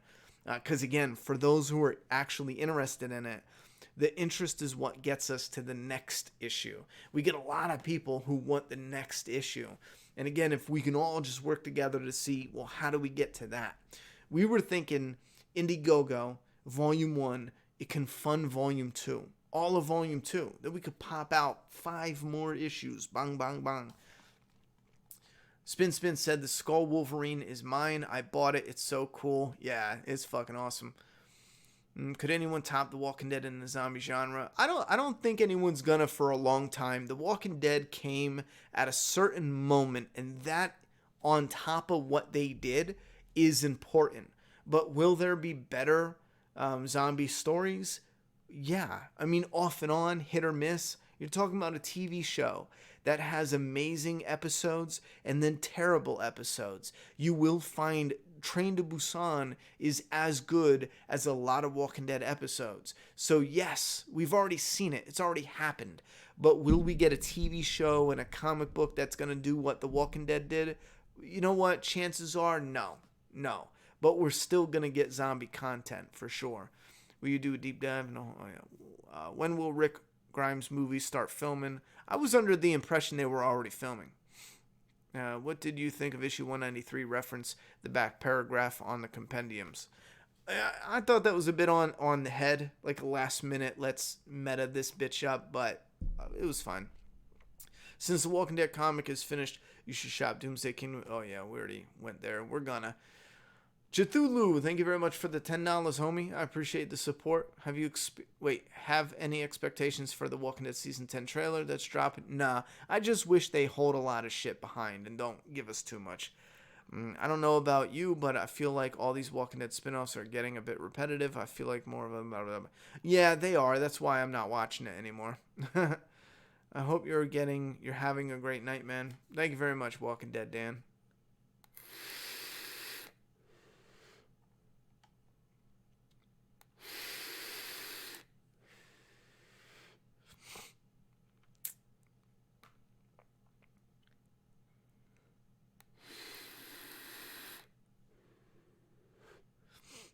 Yeah, I don't know what you're talking about, Radian. Um, you know what? I'm gonna be a party pooper. I'm not taking that. Radian Williams said, name 5 people who are gonna make it to the end. You know what? Normally I would, but when I'm thinking about it, it's not up to the story. You're gonna have actors who are out, like Michonne. I would have picked her. She's gonna make it to the end. But you know what? Michonne, the actress, is hot right now, so she's fucking out of here. She's going to make money off of something else. So something that's gonna make a lot of money. So to be honest, I don't care to guess who's gonna make it to the end because it's not about the story organically. It's about what actors they can actually pay to stick around. And I really don't feel like trying to figure out who that's going to be. I'm hooked after issue 1 of Doomsday Kingdom. I'd pay more than $4 for it. I'd probably buy digital though. Thank you very much, brother. That's something we're trying to work out. See, our thought was run the digital and people can read the digital and collect the physical. So they can go, all right, we get a bunch of people buying the digital, take the money where they bought the digital and put it into the physical. The only problem is, let's be honest, we got like 50 people who buy digital. Everyone buys physical. I mean, fucking everyone. You know what I mean? I swear to God, we had, 1,000 people standing up for issue 1, like, let's get it done. When it comes to digital, we sold good. I think the most we ever sold, I'll be honest, I think issue 1 sold like, 200 or 300 digital. After that, no one buys digital. I mean, they do, but everyone wants physical, which I understand. I want physical. I don't want digital. I'll read digital and then collect physical. I do that with The Walking Dead when I didn't want to drive to the store or my car wasn't working right. But right now, the numbers say we get 20 people who bought issue 4 digital, and then we got 600 people who are asking when's the physical coming. So it's tricky. We're trying our best to get it. That's why we're looking for new printers and stuff. Did Juliet hear that Cameron Boyce passed away? Is that dude from the Jesse TV show? She was talking about that today. I'm going to make a drink, though. I'll be right back because we're going to finish this up. I just realized we're at an hour and a half, and I didn't even talk about some of the stupid shit like, what do we got? Stranger Things. I talked about that. We will do a review. I'm not sure if we're going to do episode per episode. Right now, I'm in the mood to just do a season review. And then if you guys can be patient a few weeks, I got the move coming up, but after the move, I want to come back and do an in-depth video breaking down exactly what didn't grip me and what in the previous seasons did grip me, and explain a little better how those who loved season 3 of Stranger Things, I get why you loved it. You know what I mean? It just it didn't go there all the way for me. It didn't hit that same Anyhow, there's this really stupid fucking article where Netflix is going to remove smoking from their shows. I don't even want to read it. I got so annoyed with shit like that. Like, get the fuck out of here. They're so stupid. So fucking stupid. Do you know who smoked in the 1980s? Fucking everybody. Everybody. But because kids watch Stranger Things, you're not going to smoke. Here's an idea. Leave it up to the parents to inform the kids that smoking is stupid for fucking destructive people, self-destructive people. Leave it up to the parents. It's not up to Netflix to parent our children. So fucking dumb. Anyway, I'll be right back.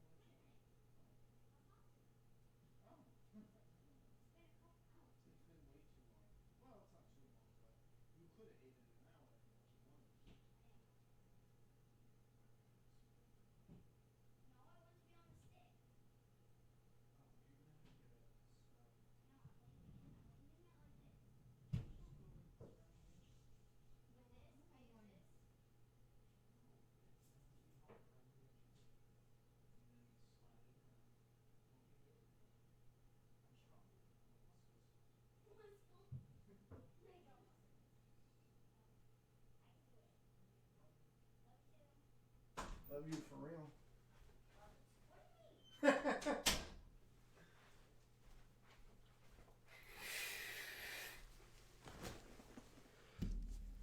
Yo, somebody's sending me a vacuum to review. Oh, that's right. That's right. I was going to see if you guys wanted to check out 1998 Daymares. Maybe we'll put it on. Yeah, I think we will. Let me read a couple comments, and maybe we'll put it on for a minute. Do you know the ice cream girl, forgot her name, is Uma Thurman's? Yeah, that's all the internet will talk about, you know? I'm so fucking sick of hearing some celebrity's kid is in Stranger Things. Like, so fucking tired. Good for her. She's got it all handed to her. It must be nice, you know? Congrats. What was your favorite panel in the final issue? The fact that Princess and Mercer made it alive together, certainly. I really couldn't care less. How much you think first prints of the comics are going to be worth? Oh, Brian, that all depends. If, you did it. It worked. If Doomsday Kingdom becomes nothing, then nothing. If Doomsday Kingdom even becomes a little bit successful, technically, the first print, what we did here, would be worth a lot because we're printing a lot smaller print runs than if it was in the comic shop. For example, I think Walking Dead did 7,000 copies of issue number 1. We're doing less. We're doing a lot less. I think issue 1 for first print is at 3,000 print run, and then issues 2, 3, and 4 are at 5,000. So even issue 5, that's the print run limit. When we hit that limit, we're done. No more printing and yada, yada, yada. Issue number 1, though, is always going to be the one that's the most. I think the next up will be, it's hard. Blanks will be the next most rare. The Day and Nights, issue number 1, and then the second print, issue number 1, will also be really rare. Because, again, the print runs, which means there's going to, if everyone, wants to collect it, there's going to be so many people who can't because there's only very few of those print runs. So like I said, if it does well, those first prints will be worth a lot because there's a rarity to it. Remove smoking from TV shows. Laugh out loud. What the hell? That's just random and weird. It's so fucking dumb. The acting from Millie Bobby Brown in the latest minutes of the season finale made me cry so much. She is something else. I think she's great. I think she's fantastic. Okay, can I change the question so you can name 5 characters you would like to see make it to the end? I don't even have 5 characters, to be honest. Aaron's one that I want to see make it to the end. Aaron, Michonne, Daryl. Who do I want to make it see to the end? We got 2 more. The new girl, Connie, she seems pretty cool. And I'll just say Rick, even though it doesn't look like it, but I want him to make it to the end.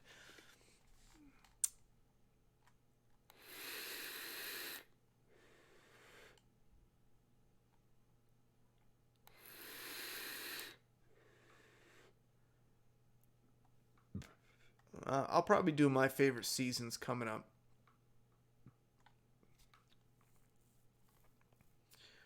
I wish I could get a print of a certain panel in Ronnie's comic where a dude shoots a guy in the head and you could see the gun through his head. Super sick artwork. Oh, you know what? We printed out. Do I have it? Yeah, we printed out trading cards of that. I'm almost positive you're talking about. Yeah, this right here. This is actually my Doomsday Kingdom binder for anyone who's into Doomsday Kingdom.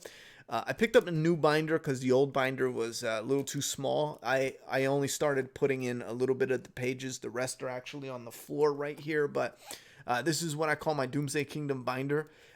This is one big symbolic, huge reveal that's coming up. It's so clever because it's out in the open and no one will realize it unless we're just a couple people talking. But as you're reading the story and as it goes, this is going to be like one of those moments where I build up years in advance. Anyhow, within issue 1, are you talking about the Rider?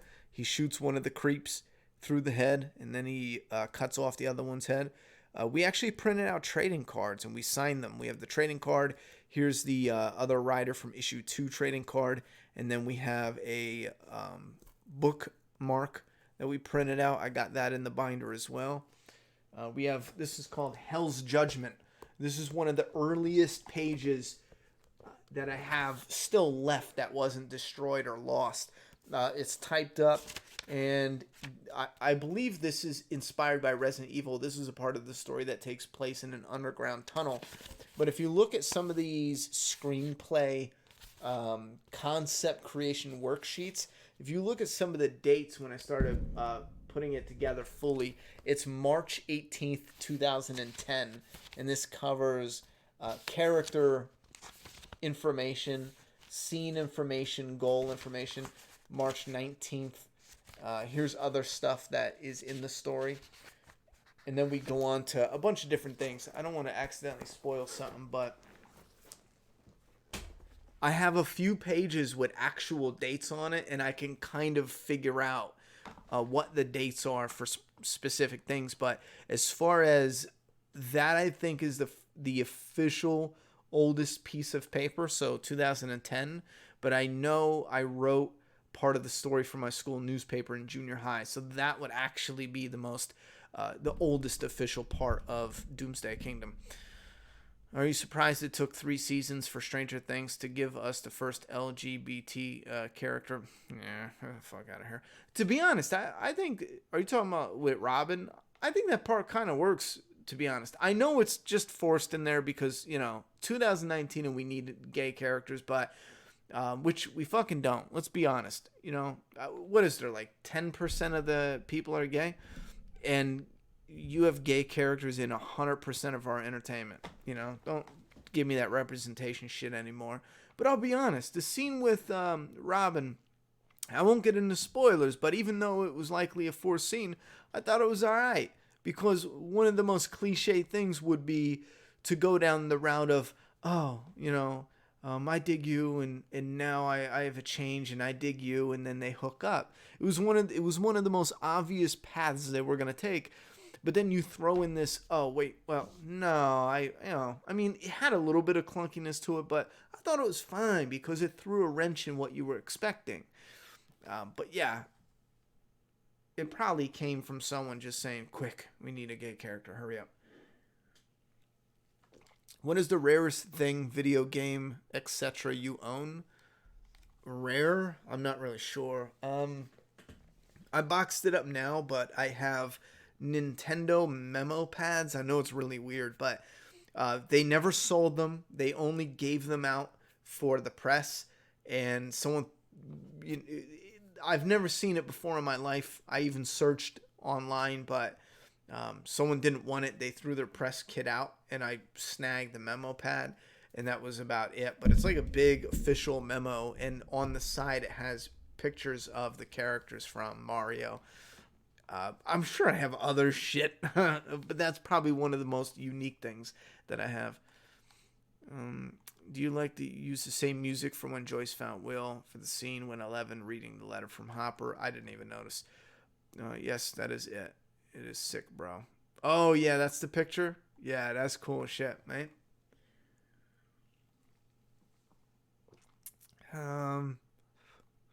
Here, guys can read this. Someone's got a fanfic. A Wattpad by Rydian1119. Go ahead, guys. Read it and let me know what you think about it. Do you have any thoughts on Gender X? I have no fucking clue what you're talking about. Gender X, is that like a... listen, because I always say something and then people go back later and they're like, oh, look at Ronnie, what are you saying, bro? You fucking stupid, bro. We're an entertainment channel, so if my immediate thought, Gender X has to do with entertainment. A movie, a show, so my brain immediately is going towards that. If Gender X is some, like, I don't know, some shit Twitter fanatics are talking about. Japan, X gender is a third gender, or blah blah blah blah. People who are not explicitly male or female in the Philippines, a number of local sex gender identifies to come under as third sex in popular discourse as well. Well, that doesn't really explain anything. I'm a simple guy when it comes to gender. I really don't think it matters about my opinion, because I'm not out there saying people need to be like this. I have a simple philosophy. I take whatever we have, I remove technology, and it is what it is. We're not going to get into it now because, like I said, I would prefer to talk about movies, but I think part of the problem is words and labels. You're either born with a dick or you're not. Let's be honest. You're dick, not, or there's alternatives. And let's not get into the physical, like whatever you think in your head, yada, yada, yada. Because that would be the next thing. It's either, it breaks down to either of those categories. That's just that simple. Now, when it comes, and again, this is the physical form we're talking about. Someone's going to be like, oh, but no, this is psychological. And I just said the physical form. You're born like that. That's why we have words, just to communicate. Doctors didn't come up with the word man and woman for anything else other than just to communicate. We need to be able to say this creature had a penis and this creature didn't, and that's it. And I think nowadays it's getting so twisted up where it's fucking madness. You know what I mean? You either have a penis, you don't, or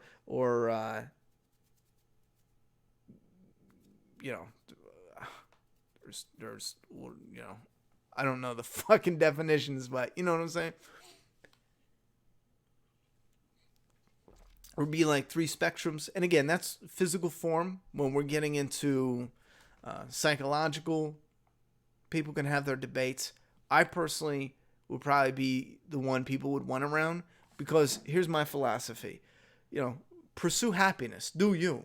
I don't give a fuck. I'm not going to stop you. Whatever you want to do, do it. As long as you don't have any hate in your heart, go for it. Who the fuck? I don't care.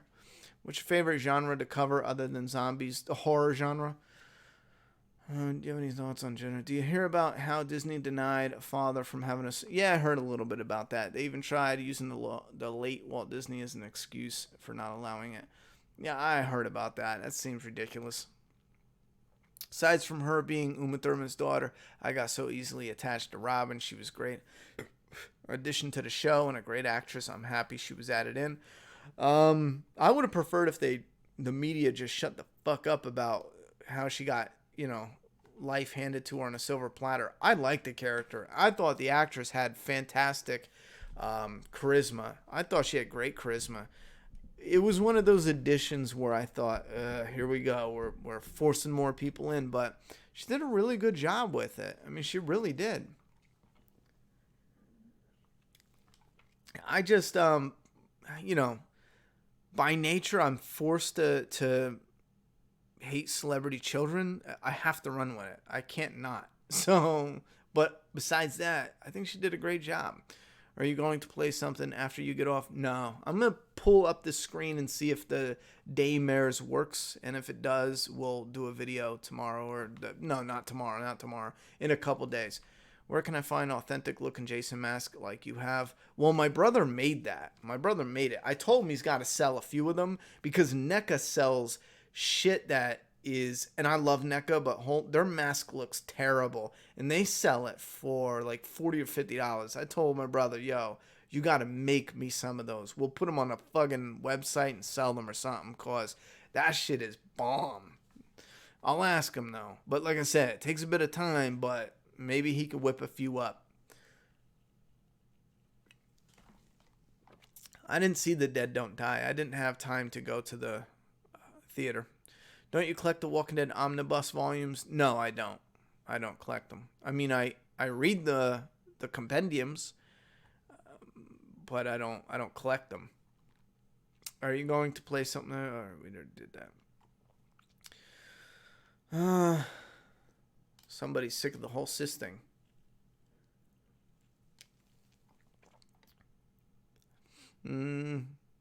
There's two genders and that's it. End of it. I'm so fucking sick of the whole cis thing. You're male or you're male, female, trans, or both. Don't need cis in front of male or female.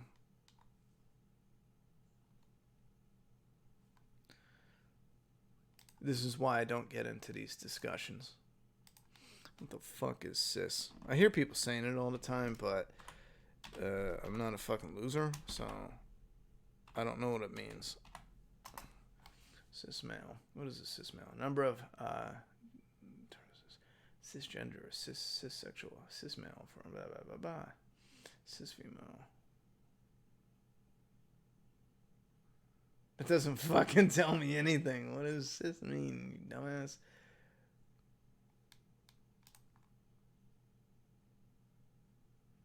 Between a man and a cis man. Number of deviations of the term cisgender. Cissexual includes cis male, female, sign male, bird. Oh, Jesus Christ, I don't know.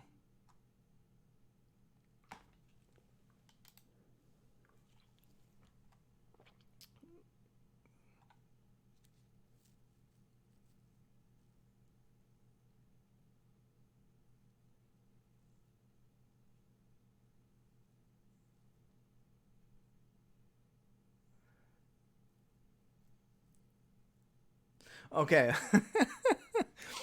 Found it. Somebody, according to somebody, a cis man is a man whose sex as assigned at birth matches his gender identity as he experiences it. Man. So like I'm a cis male because the doctor said, "Hey, you a man." And then when I grew up, I was like, I'm a man.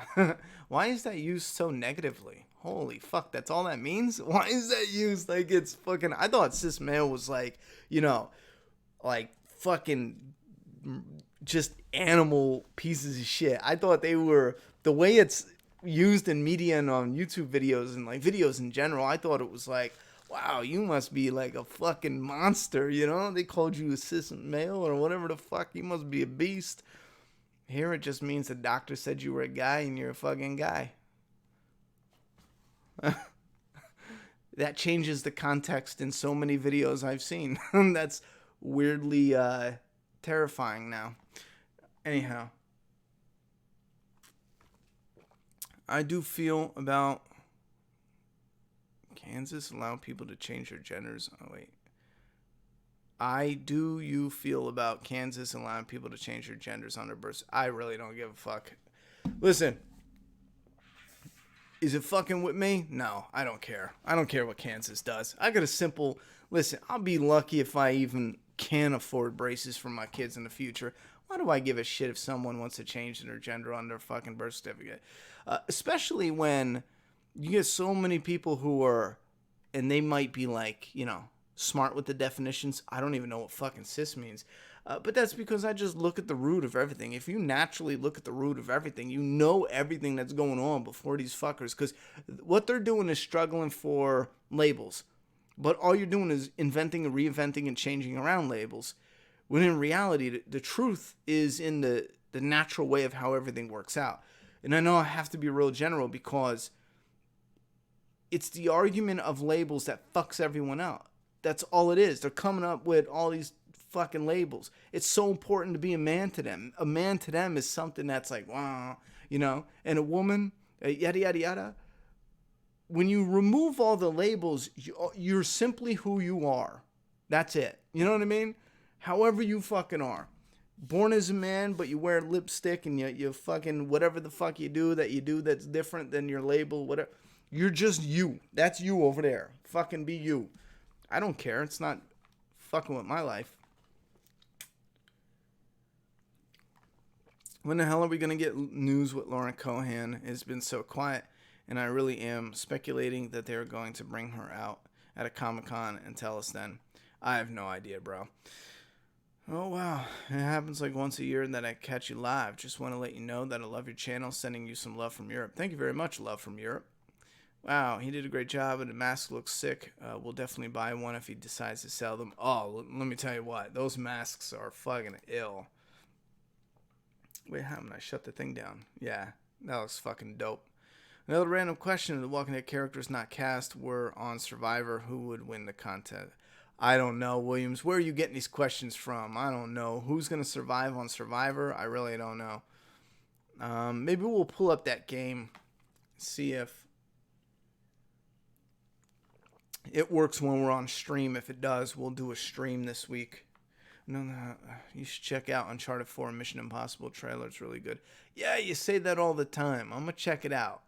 I DM'd you on Instagram the clip of you saying, "Thank you, Robert Kirkman, major shout out." I misunderstood that. It sounded like he gave you a shout out, but was the other way around. Oh, okay. Hey, Ronnie, did you hear that they will not have a steelbook for the Blu-ray of The Walking Dead Season 9 or any exclusives, just the regular $50 one? You think they don't make TV show Rick statue? No, Abraham, the Rick statue is a comic only thing. They're not going to do that for the TV show. It has nothing to do with the TV show. I'm not surprised if they don't do anything extra with The Walking Dead Season 9 because they changed distributors. It used to be someone else. Now it's Lionsgate. So I'm not surprised that they didn't follow through with any extras. But no, they're not going to do a Rick statue. First, that wouldn't make any sense. Show watchers would be like, what the fuck does this mean? And comic fans would be like, this is fucking stupid, because they don't have it in something they can buy for the comic. You get what I'm saying? Plus, it's two different companies. Skybound owns the comic universe and AMC owns the show universe, and that's licensed. So it wouldn't make any sense to do the show statue for TV Rick. Not now, maybe later. But again, he's gone, so that causes a problem unless they combine it.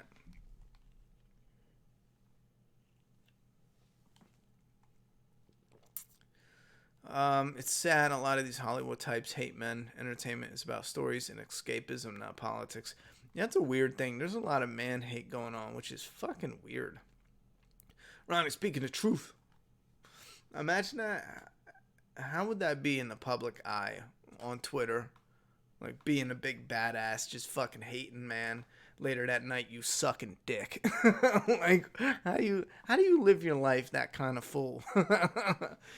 You don't think Carol will make it to the end? She's my favorite character. Oh yeah, I think she'll make it to the end. I think she will. I mean, she has a really good shot, I feel. You still play Fortnite or did you quit? I quit. I mean, I might end up jumping back on it. But I think one of the things with Fortnite is you take a moment to play other games. And as much as I did enjoy Fortnite, there was so many problems with it. When a new game came around, I'm like Days Gone, I'm still playing that shit. I fucking love it. You know what I'm saying? I took a break. I'm like, all right, I'll jump back into Fortnite and see what's going on. I jump back in and I'm playing with kids who never stopped. I mean, they live and breathe it. I can't keep up with that. You know what I'm saying? Because I've been playing since season 1, but I take breaks. I'll stop for a few months at a time. You know what I'm saying? Because it's a video game. But you're playing with people who they think it's going to bring them fame and fortune and they just don't stop, or they're addicted and they're fucking psychotic. I can't keep up with you, bro, because you don't stop playing. You're always on top of your game. I don't even remember the buttons. It's been like 3 months, you know what I mean? And it alleviates a lot of that fun because the whole map's different, the guns are different, they change the systems around. So every single time you take a little break and play something else, you return and so much is different. I'm at a point right now where if I never return to Fortnite, I don't think I would give a shit, It's always so different, Cartoon called Total Drama? No. Let me slide this over. Pull this up. Let me see here. Hold on. Can we play this game? This is called Daymares. We're just going to test it out, see if it works real quick. It says this is a work in progress. Doesn't represent their build. Oh, scenes of explicit gore. Where's my fucking... I don't have my goddamn... Oh, there it is. My mouse went away for a minute. All right, so this is Scenes of Gore. I'm going to turn the audio back on. I turned it off. There we go. Back. All right. Back. Boom. New game, brother. Whoa, hold on. Hold on.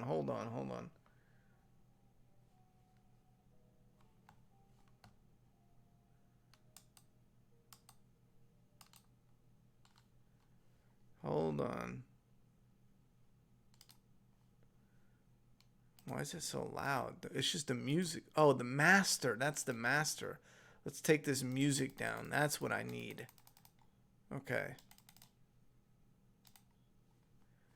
We'll give a little music for people who like music. Let's go back. Let's do new game.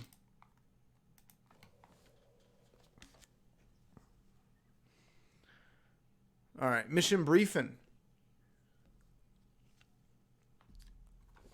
Day mode. So you call yourself a true survivor of horror. If that's the case, face your fears with the standard difficulty recommended by the developers. Blah, blah, blah, blah. Just a rookie? I ain't no fucking rookie, bruh. I'm going Daymare mode, bitches. Can we next out this motherfucker? Next. Brightness. Adjust the brightness until the image is barely visible. Well, it's not visible at all. I think that's because I got lights blinding me in the face, though. Alright, there we go. You know what, guys? If it's not right, it's because I got lights blinding me in the face. Subtitles, yeah, sure. Evaluation report. Confirm this motherfucker. Let's go. Let's get it. Ouch. Alright, chat. Several hours have gone by since I've gotten some ass. Since communications with Aegis have been cut off, now 2 teams of highly trained AIDS people, operatives called out something. Their mission is to find something. Tasked with gaining access and something.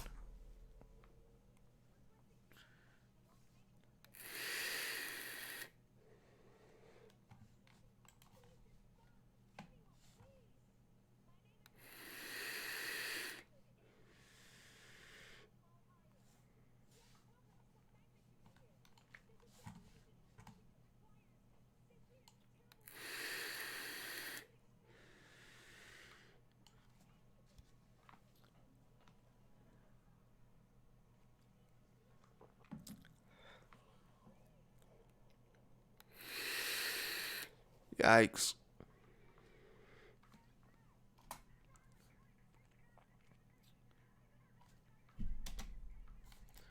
Can I skip this? It's a demo. Wait, you guys can't hear sound? Are you sure?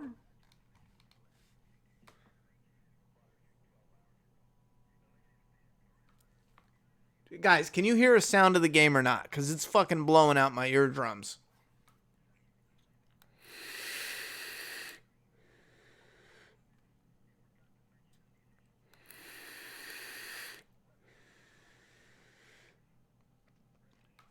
Yeah, let me know, Doomsday Kingdom. Fan community. It's a demo. Skip.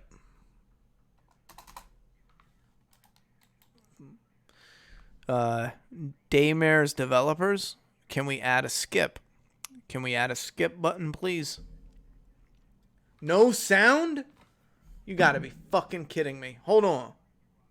It's fucking driving me nuts. I probably sound like a lunatic because you guys don't hear a sound, but it's blowing out my fucking eardrums. Hold on.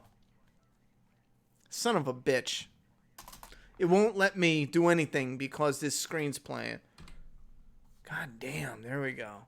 No sound. How do I fix that? Fuck me. In the pelvis. How do I fix that? It's on the computer. That means It's gotta be something here. Let me unmute this shit.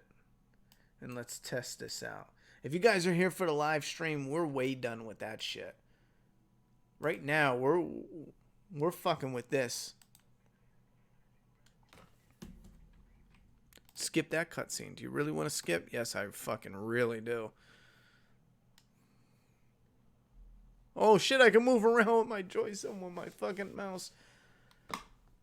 Alright, there's a little bit of sound.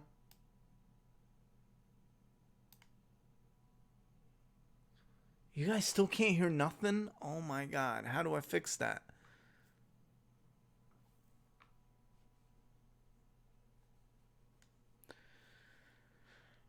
Shit. Video capture device. It's not on the video. That's the problem. It's not on the video capture device. It's on the desktop. So how do I fix that? Properties.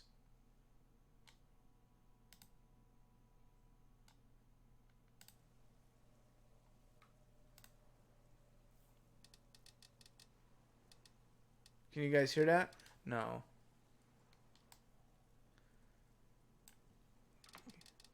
Wait. Can you guys hear that? Please tell me you can hear that.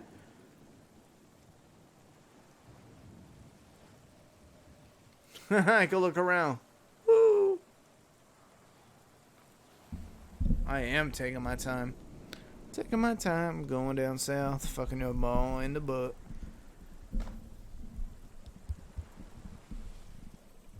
Oh, you can't hear it? Sound?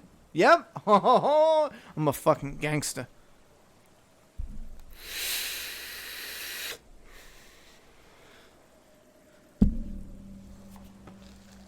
Jesus Christ, I'm so fucking badass. Alright, I don't play on keyboards though. I don't know what I'm fucking doing. Alright, how do I move? How do I... Wait.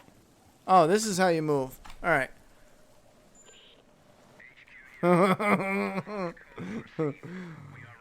You're watching a console player trying to figure out PC gaming. I haven't done this since the 90s. Oh, what's this, bitch? How do I pick it up? F? That is not convenient at all. Bitch, pick that shit up. Oh, I grabbed it. How do I shoot? Oh, I can punch. I can look. Look, I can look closely. How am I supposed to pick shit up? There's no way. Oh, there we go. That's W. Wait, tab is inventory? Oh, I can do that with my other finger, but I fucking hate keys. It makes me anxious. I don't know what it is, chat. I'm a different beast when it comes to keyboard. I don't fucking like it. It's like rubbing, having a cavity and chewing on tinfoil. Oh, fuck. Fuck me. Wait, this tab contains all the consumables and key items that the character finds throughout the game. Next. This tab contains all the information. This tab, okay. Documents. Okay. Let's exit. Oh, shit. Alright. Oh, shit. Oh. Wait. So how do I do this? Preview version. Oh, left and right. Down. Getting fucking antsy again.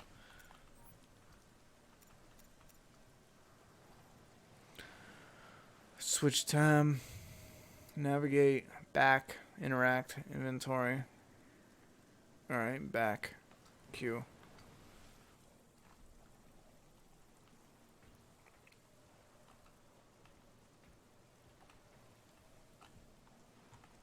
Can I open this? No, apparently not. Wait, I saw something. I like the look of it though. I'll be honest, this company sent me a Steam key, and I get Steam keys. I get 10 Steam keys a day. 10 a day. I'm like, leave me alone. Not from this person. From just other companies in general. Whoa, what is that shit? It's a weapon wheel. 1. I got a gun, bitch. Now what? Oh my god, I'm pointing it. I know how to shoot. It's on. Anyway, so like different companies hit me up and they say, here's Steam keys. I saw this and I was like, it's smooth. It looks like Resident Evil. It looks nice. But I don't dig the laboratory settings. I'm not doing it. And then in the trailer, they get to like a house and a yard and all this other shit. And I thought, now you're talking. Now you're talking. So hopefully we can get up out of this.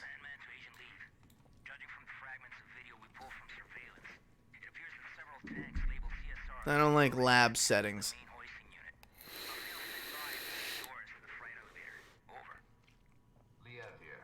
Copy that. Objective confirmed. Looks like the contagion leaked out from a couple tanks crammed into the area. There are also sure signs of a firefight and explosive residue. Proceeding with the mission. Over.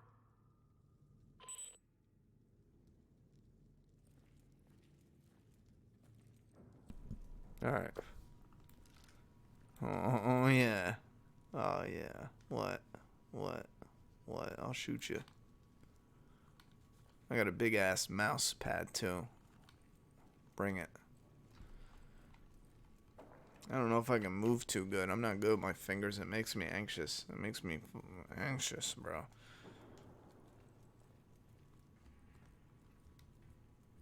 I like the visuals, though. Looks proper. Looks sexy. I got a stiffy. You like the new season of Fear? Good for you.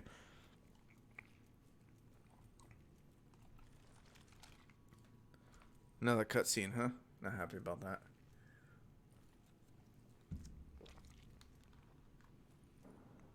Gross. Watch out, that computer might attack. Time you guys got here. You're with emergency response, right? That's right. Agent Liev. Rick Movies 2020. But I'll be alright. Can't move very far, though. That's unfortunate. Listen, I need to search this place for survivors. I'll come back for you as soon as I can. Survivors? Yeah, well. Everyone dead, motherfucker. Anyway, I'll be waiting here. I just need to rest my eyes a little.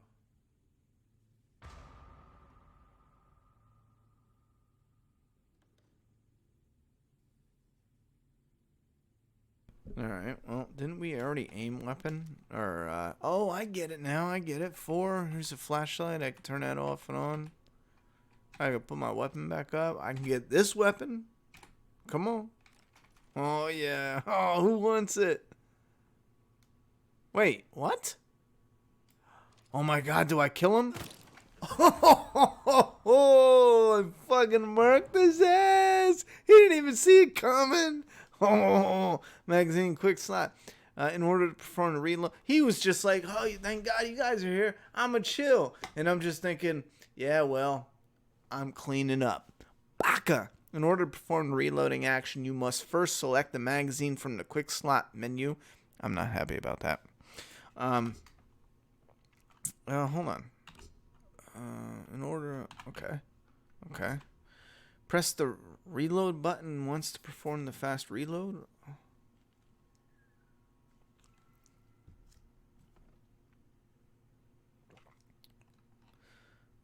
The character will replace the current equipped magazine with a new one. Okay. Slow reload. Hold R. Hold down the reload button to perform the slow reload. The character will replace the current. Okay. Oh, okay. I'm going to pretend like I understand that. So we can do a slow reload. Look, I'm slowly reloading. I guess I'm not. Never mind.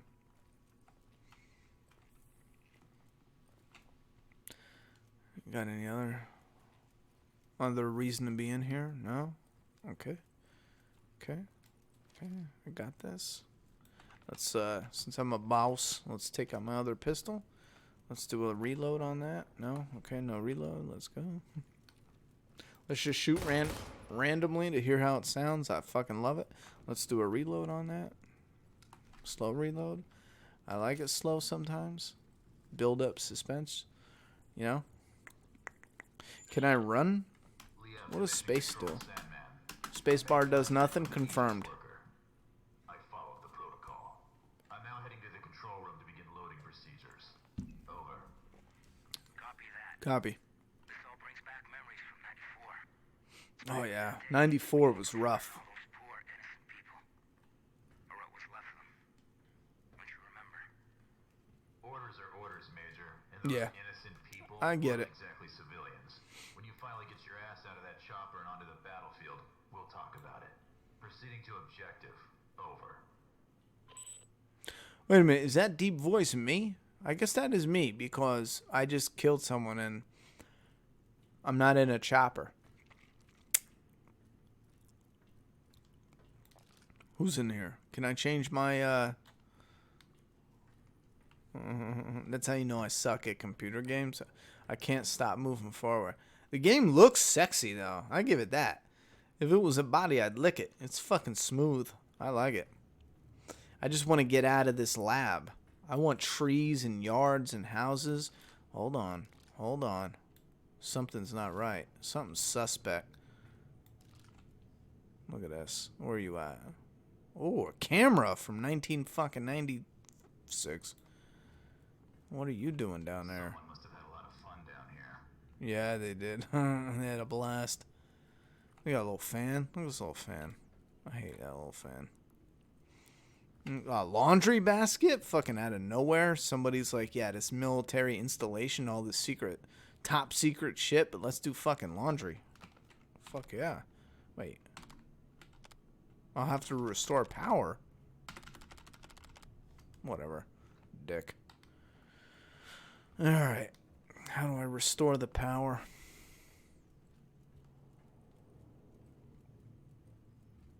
What are you doing, brother? Shit. Sorry.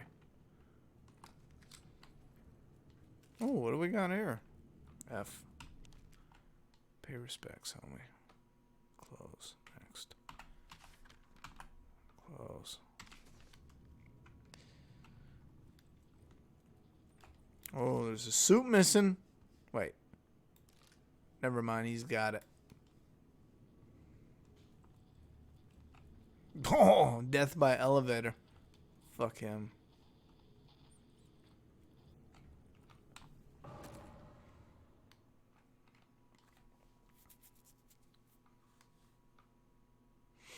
Okay, I get it.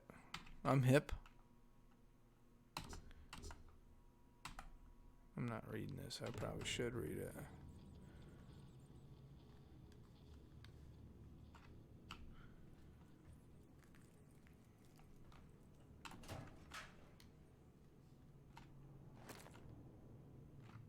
I got an energy bar. I wonder if it's fucking peanut butter.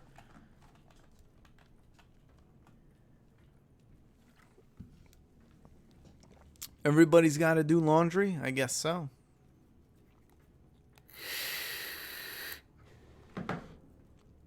It's a good thing I don't work for Netflix. Did they say press S or something? No.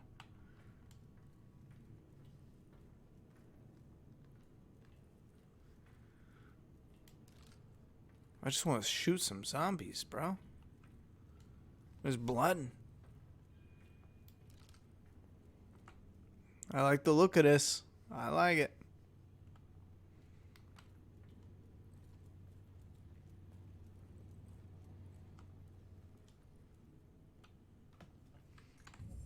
Wonder if gamepad.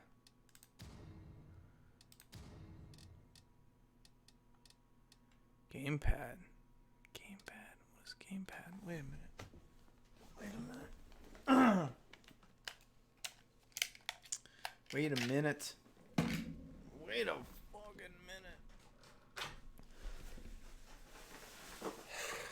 I doubt this is gonna work, but hold on. It's worth a shot. It's worth a shot, guys.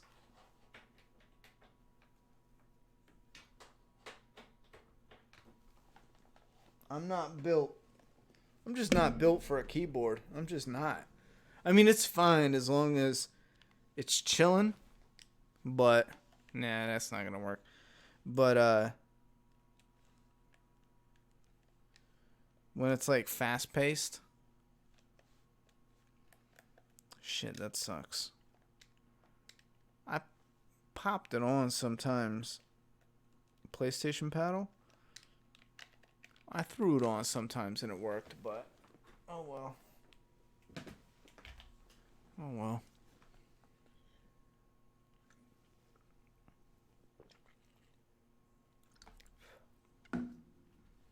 Am I ever gonna play God of War? I'm not really sure.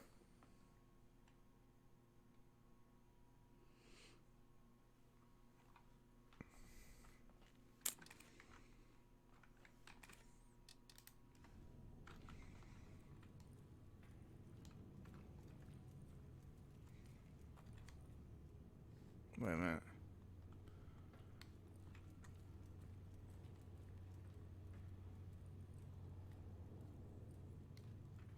That little chain's gonna stop me? Okay.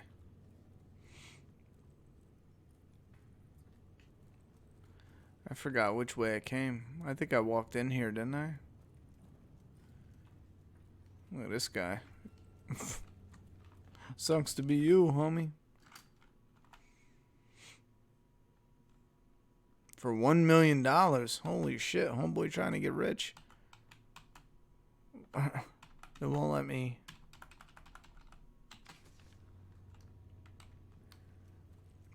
It said go next. It won't let me go next. I had to close it out. Alright, F. F, come on. F. Oh, what the fuck? Back up, fucker.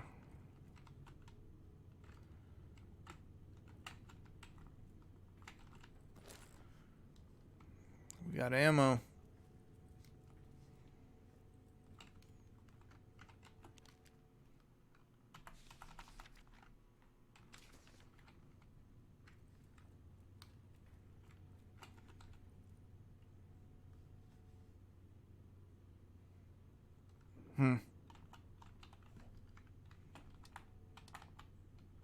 Oh, I get it. Map. Okay.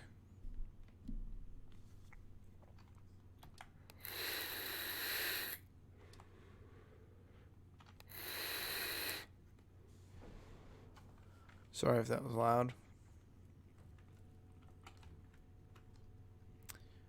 Shit, I probably should have fucking looked at that, huh? Yeah, confirm.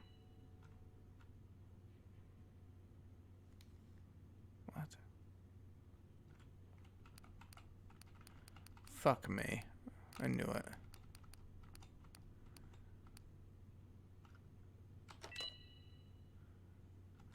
Wait, what?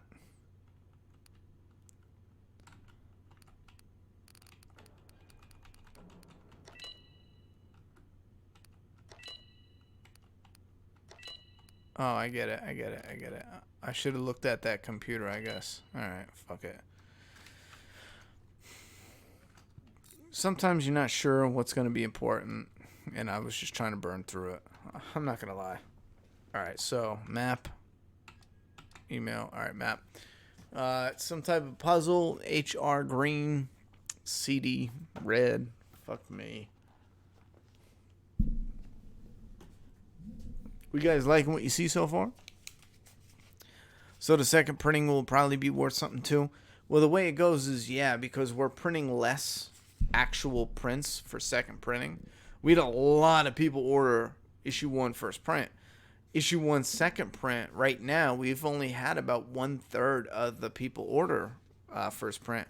So, yeah, in theory, issue 1 first print will be worth more because there will be less of them than issue 2, issue 3, issue 4.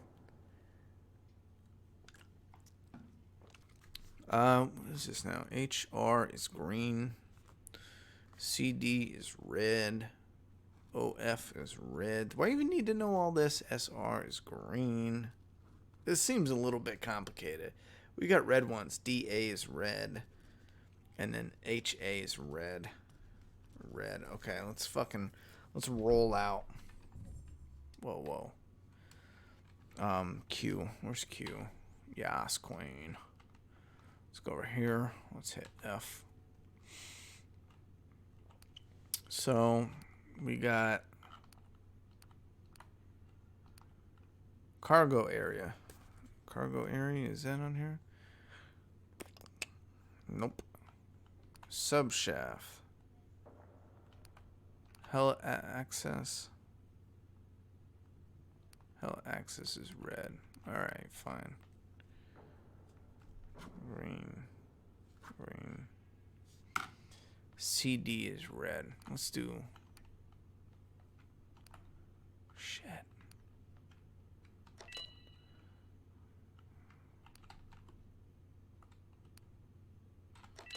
Cargo area.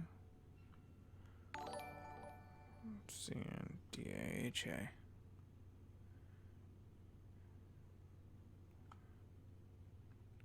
Cantina dorm office.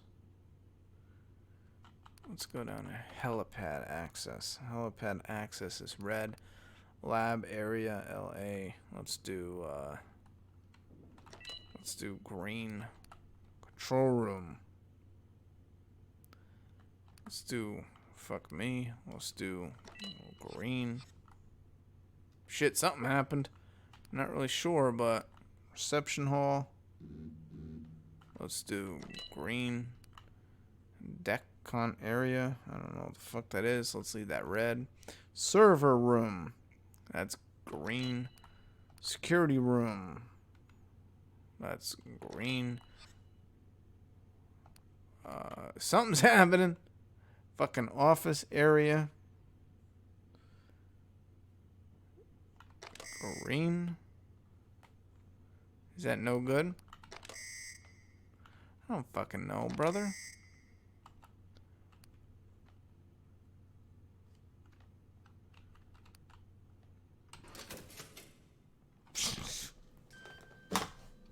I solved the puzzle because I'm a fucking genius. Hold on. Oh, shit, shit. Where'd you come from, motherfucker? Oh, shit. Gotcha. Gotcha, bitch. Gotcha, bitch. What you mean? What the fuck? How do you quick reload?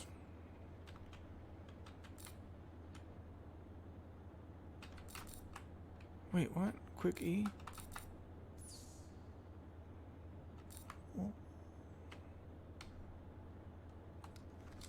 Whatever, I suck at life.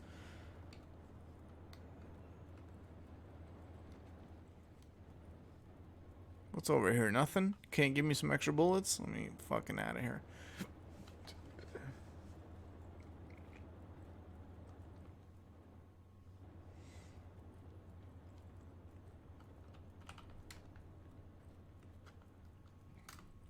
Oh shit, I can run.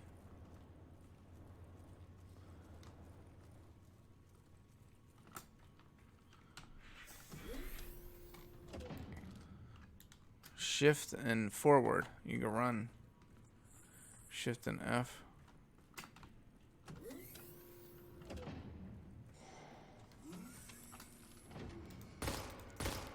Oh, I got you, bitch. What you talking about? Yeah, you better fall, motherfucker. I ain't playing around. Shit. I really wish it started out in, like, wooded area. Maybe we will return to this. What do you guys think? It's already 2.5, What the fuck was that? I'm gonna slide over. I'm no good on keyboard. I fucking hate it. I don't know. I don't know how to explain it. I'm retarded. But I am a good shot. What's up? What's up? Oh shit. Back off me, homie. Oh, well, hells no. Woo! What's up, motherfucker? Look at you. Lean back, bitch. Lean back. Where you at?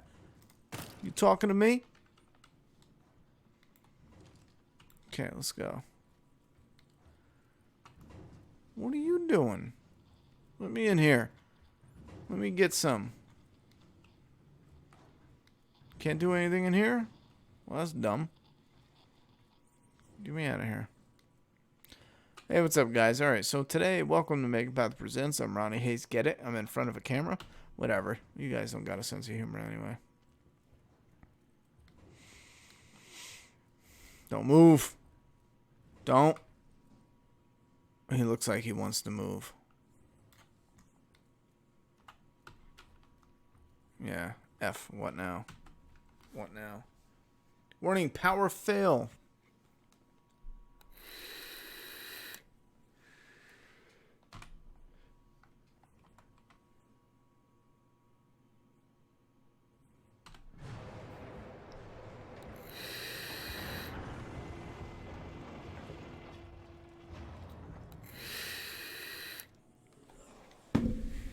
Fuck me. Sup, bitch? Stay down. I know that motherfucker wants to get up.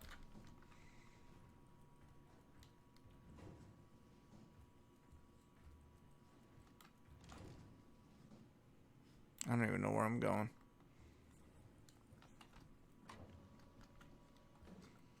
Let's run, though. What do you guys think? I think this looks good.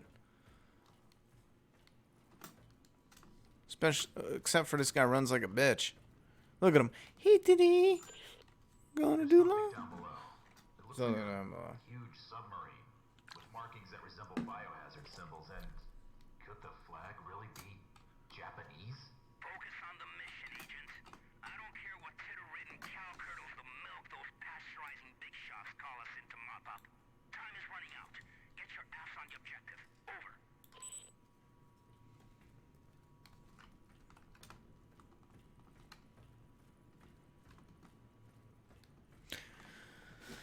I can't do keyboard. I just can't. I just simply can't. I know I can't. I don't like how my fucking fingers separated touching the different keys. I just don't fucking like it. I'm gonna do it though. Cause this looks pretty cool, but whoever made this game, dear God, give me. Whoa, bitch, back up. Why can't I reload? I'm gonna run out of bullets.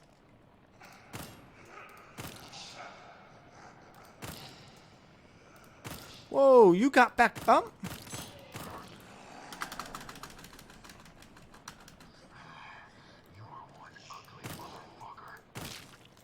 Where's the other one? Where's the other bitch? What are you doing? Stay down. How do I reload? Can't reload. What? Well, give me one. I got no... Oh my god. I got no bullets. Whatever, game. I shot her head off. That's all I care about. I blew that bitch's head off. Alright, let's go. I gotta run. Get away. I already killed that guy. Let's get out of here. What's over here? Nope. Zombies. I'm out. I'm out.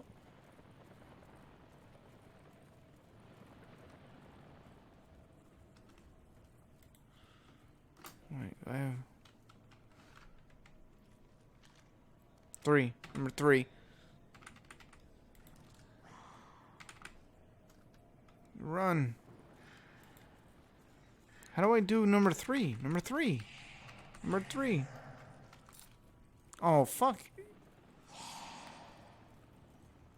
How do I punch? I'm hitting number 3. Fuck me.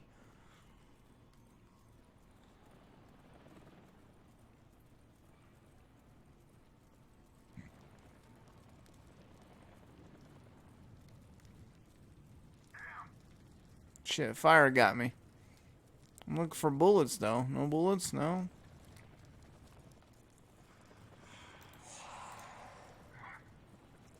Watch this. Throw it in the fire. I know what I'm doing. Come on. I died.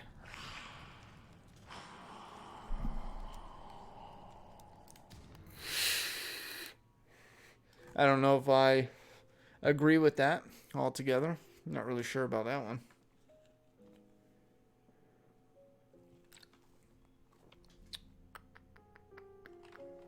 I like it though. I dig it. I dig it enough to want to get to. I want to get to like, land, trees and neighborhoods and shit like that. Yeah. Fuck yeah. That's where I'd like to get to. Anyway. Whoa. Let's get ready to close this out. Let's answer the last few questions. Anyone's got any questions? Anyone want to talk about anything? What you want to talk about? Yeah. Switch to controller. I think you could do that. I tried. It wouldn't register, which is weird because I've played other games on the controller on my PC. All I did is plug it in and you're good to go. But this game, maybe because it's in beta.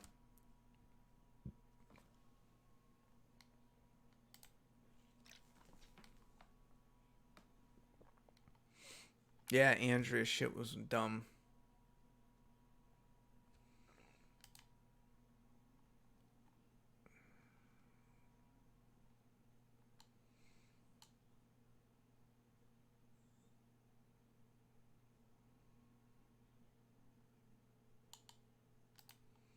Yo, I'm doing alright. I'm gonna say I'd strongly disagree with that. I don't think it was killing Glenn that threw the ratings down. I don't think it was Glenn specifically. I think it was the cliffhanger and the overall treatment of the story. I don't think it was just Glenn, period, because keep in mind, we had a Glenn death, fake out death, and The Walking Dead carried on. And there wasn't a lot of people. I made a video saying Glenn's not dead. There's no way. The way they filmed it was way too weird for Glenn to die. And most people were like, no, you're fucking crazy. It's for clicks, I mean, we always had a good, solid community, but the majority of fans said, no, Glenn is dead. That's the dumpster scene. And The Walking Dead carried on fine. Didn't skip a beat. Glenn's death, right? I think it was the cliffhanger. That cliffhanger was telling fans, it's a gimmick, not a ride. You're here for a gimmick. We're going to bait you with something and then make sure we get you here for the ratings for the next week. It's not about, here's this story. It's about, here's a taste for what you can have next week. And I think a lot of fans were like, I'm not doing it. Because there's more that goes into a show than just who lives, who dies, did this, did that. Priority is a big thing. And I don't think people who in Hollywood, I don't think a lot of them pay attention to that. The Walking Dead didn't just lose popularity. It lose priority in people's lives. People didn't say, I'm done with The Walking Dead. They said, it's not a rush. I don't have to watch it right away. Why? Why did they say that? Because it doesn't fucking matter. They're going to make you wait next season. They're going to make you wait next episode. That waiting sucks. You know what that waiting does to fans? Viewers? It makes them say, wait a minute. I went through this whole ride, all this season. At the very last moment, when I get my fucking payoff, you're going to just say in the very final seconds, nah, wait next season, motherfucker. They're going to say, fine, I'll start binging the show. And that's when you see the ratings drop. Because they killed the priority. It was no longer a priority. And again, a lot of that, what makes the show priority isn't just the spoilers. It's that moment. It's that emotion. It's about catching it live before they can have it spoiled, but getting a payoff, getting something in return, getting that emotional value. They didn't get that with season 6, and you can see immediately after season 6, it fucking fell.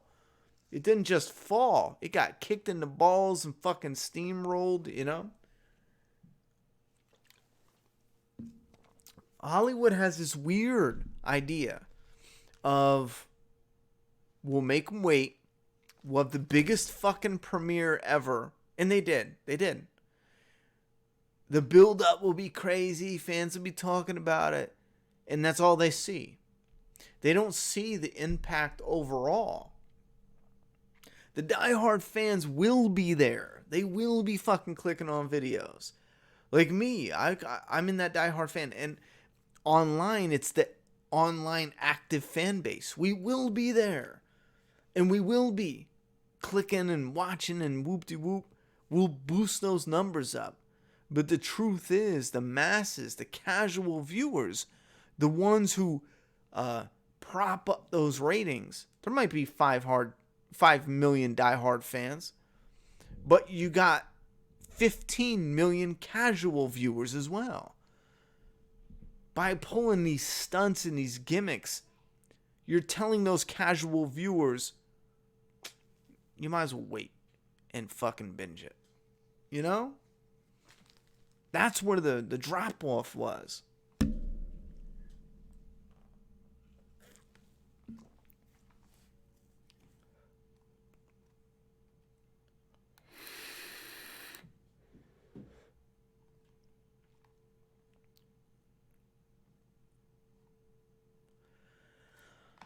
All right, I thought what killed the show was the bottle episodes in season 7. Again, now we're getting into another aspect of it. Not one thing is wholly responsible. There's the heavy blow, which is the finale cliffhanger. That was a hard hit. And then you have the bottle episodes. And again, that adds on to what I was just saying. You can tack that on.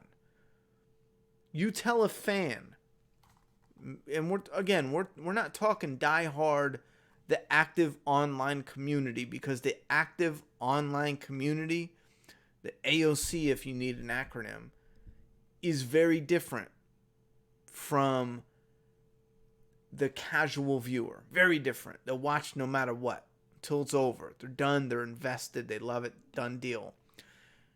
The active online community is not a good way to gauge what it's doing. It's a good way to peek in, but it's the masses. It's the casuals. And again, not the casuals. Maybe that's the wrong word for it, but it's the masses who are watching it, where they see the bottle episodes and they want to know what's going on with Morgan or Rick or Daryl.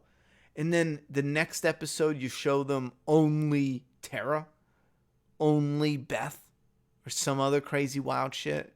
And then 5 episodes later, they finally get to fucking Morgan.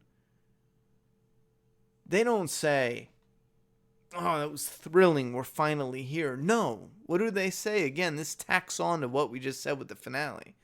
And again, keep in mind, it happened all at once. This is what added to it.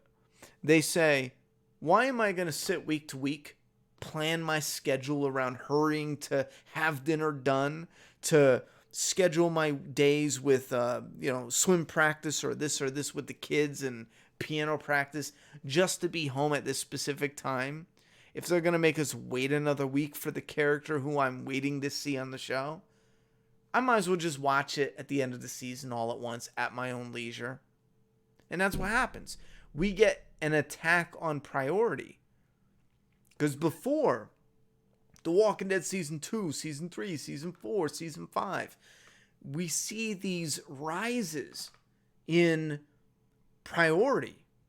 Fans, viewers need to watch it now. They need to keep in the know. They want it. They want that escape from their whatever, because they're getting something from it. They're getting this value from it.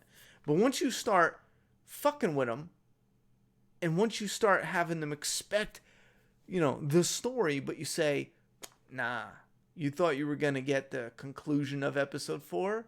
Nope, we're going to give you some other character. You're not getting the conclusion of episode 4 until episode 6. Then they start saying, well, fuck it then. I'll watch it on my own time. You know what I'm saying? When it's all done. Fuck y'all then. And that's what they do. A huge chunk of the fan base did that. You see a lot of people who are like, well, I'm not over it, but I watch it when I get around to it. And that fucking bleeds a show out. And I think that's hitting The Walking Dead hard. It started hitting it hard.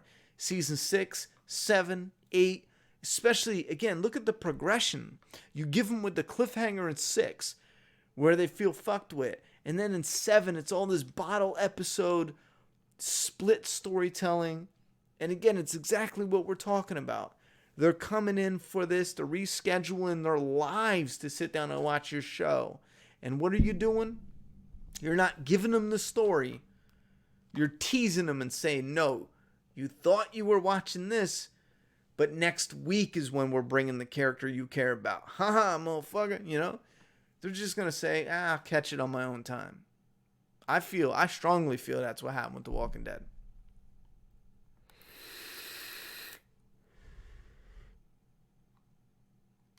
Or am I still alive? I mean, I should be. We're about ending it, though. Where's RJ? I'm not real sure. Do you want Kirkman to do a spinoff with Negan in a year or so? I want him to do it when he wants to do it. It's only going to be good when he wants to do it. So whenever he wants to do it, I'm game. Yeah. As far as I understand, The Last of Us 2 is coming out in February of 2020. Do you have any examples of good cliffhangers where it really worked and didn't take away from anything else from anywhere, not just The Walking Dead? Lost. Sorry, that was way too fucking loud. Lost had this system where they put you on this island and gave you a bunch of weird shit, and then they kept showing you flashbacks to people's lives. And I think it was like season 3. I think it was season 3. Hold on.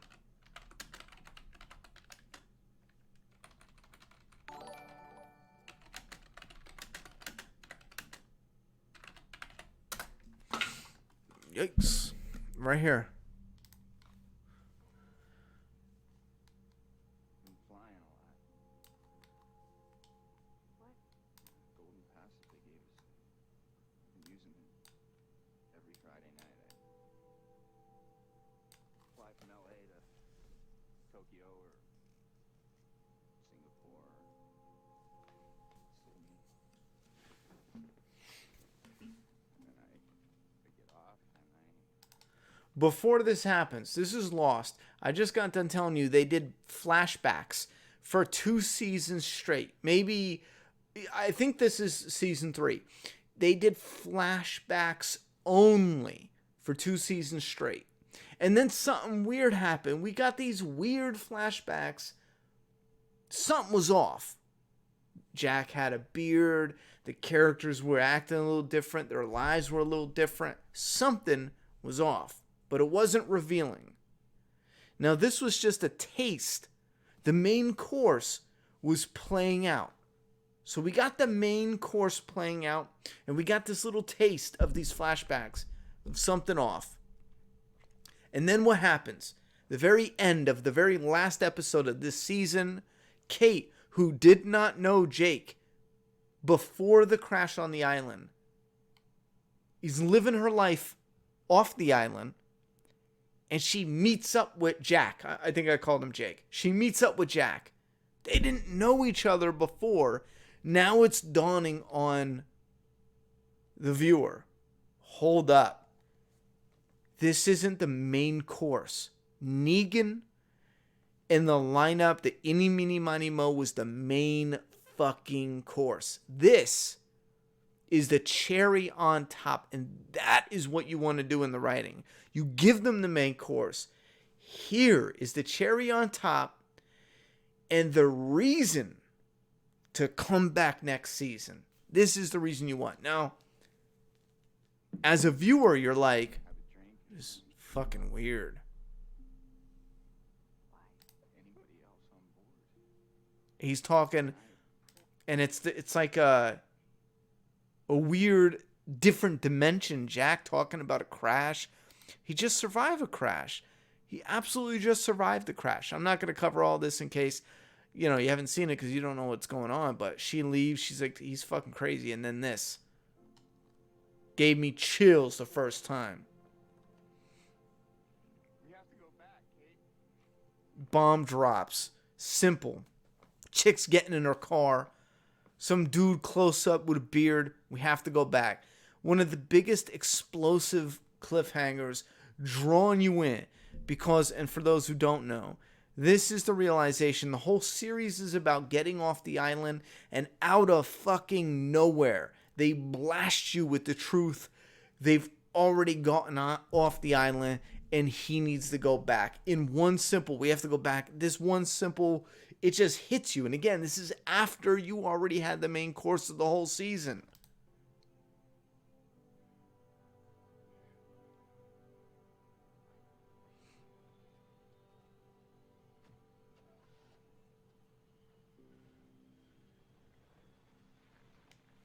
It's lost. They ham it up a bit.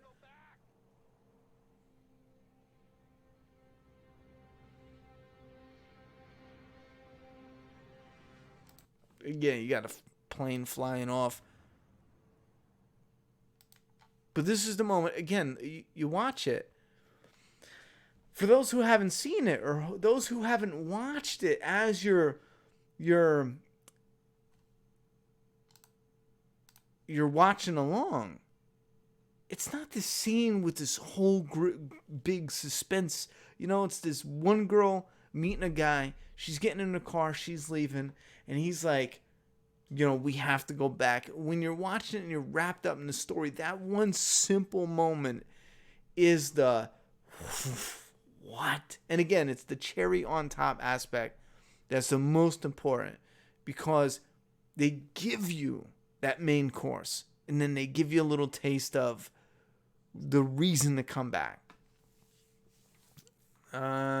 We do have to, I'm tired. We do have to close this out, though. We're on 3 hours. That's crazy. I need to hit a bong hit 2.0 with a $10 dono. Thank you very much for the dono. Just for the support. Love the channel. Thanks for introducing me to the comics. You helped a ton of fans dip their toe into The Walking Dead, came for The Walking Dead, stayed for the great vids. Thank you very much for that dono and the support. I appreciate that. Tons. Thank you very much. You think the show will end with the comic material? I don't think the show and comic need to have anything in common anymore. What do you think post-credit will show in the season 10 trailer? Every trailer? It could be anything. It really could be anything. Holy shit, I was going to say Lost as well. The season 5 finale with the bomb going off. Best cliffhanger in my opinion.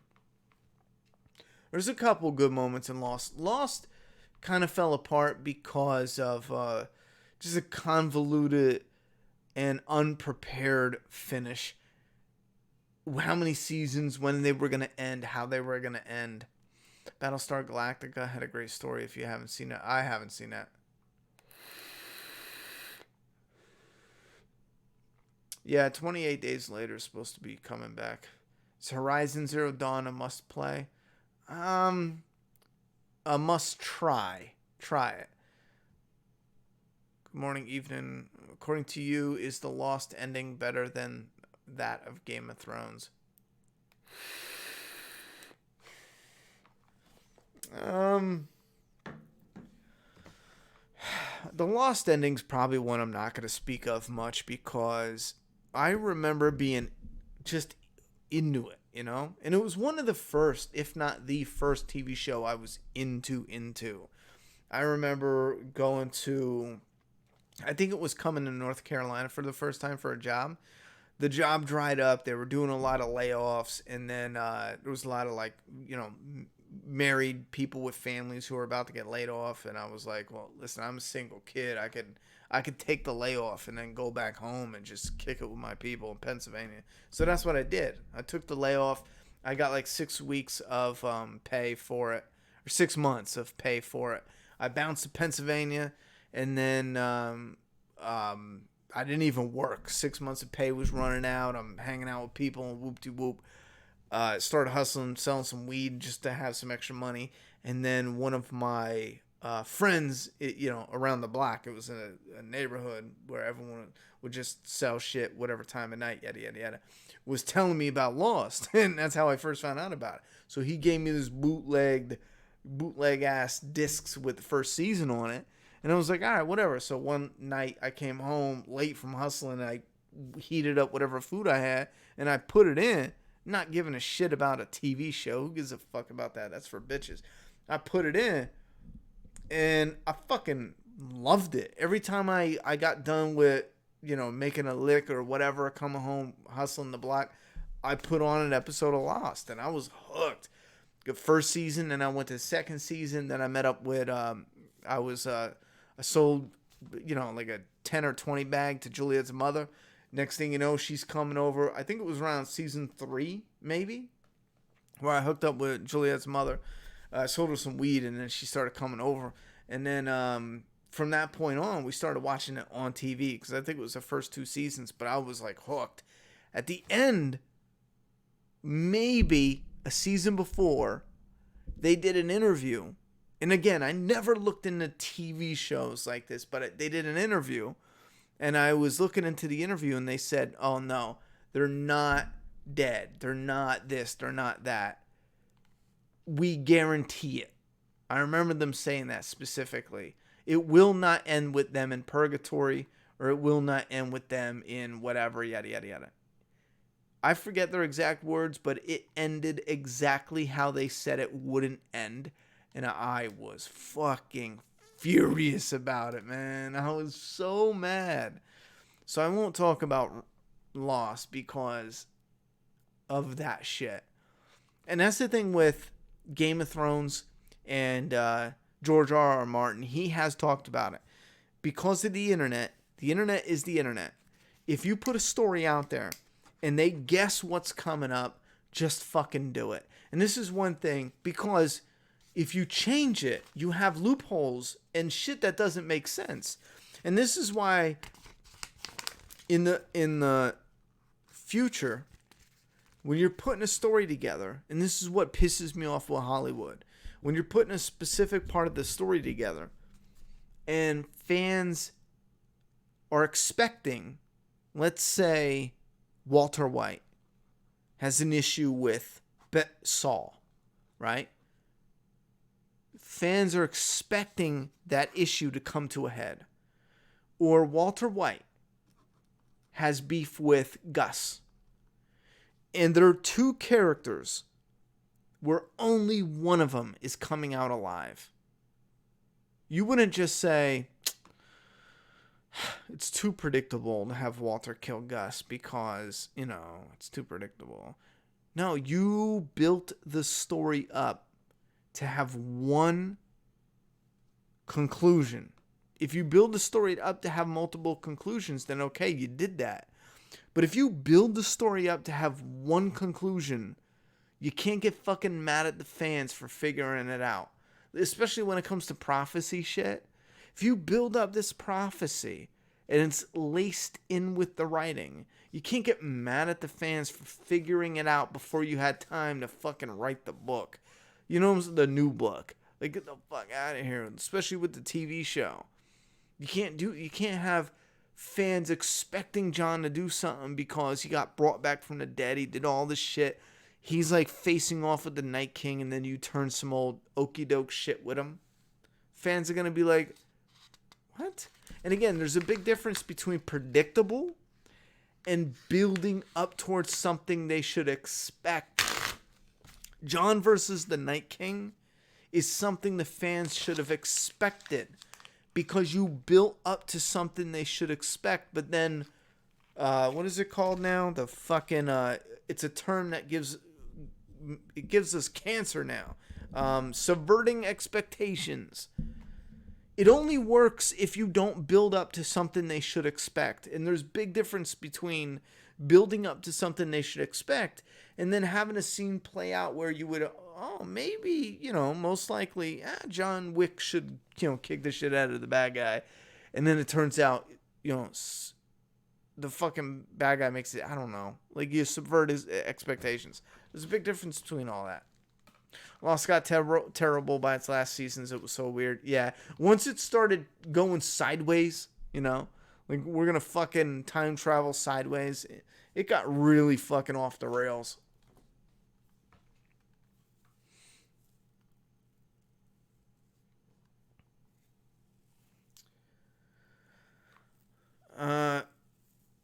I have sipped on a little bit of whiskey, but I was fucking drunk, tired before I started this, so that's probably why I seem a little off the chart. But I'm gonna shut this down tonight, Ronnie. I'm kind of late on the Steam stream. My first question is, what is the best way they could finish the TV series? And the second one is, how is Rick's story going to end in the movies? Well, I mean, you asked a question where it's impossible to answer. First off, you don't want the show to end. It's a franchise. Franchises only make money if it's on TV. So the best thing The Walking Dead can do and continue to make money is to phase out the old, keep a few key characters, and put them in roles that are protective and teachers and fathers and leaders over the new batch that you're bringing up. But you got to do it in a way where the audience doesn't realize it until they're a few seasons into the new cast, It's got to be smooth and organic in order for it to have longevity. Now, when it comes to Rick and how his story's going to end in the movies, that is rough. Because you need to really figure out if Rick's end in the movies is going to be the end of the show. And if it is, that's fine. Then end it on a happy note or a bleak note and get it going.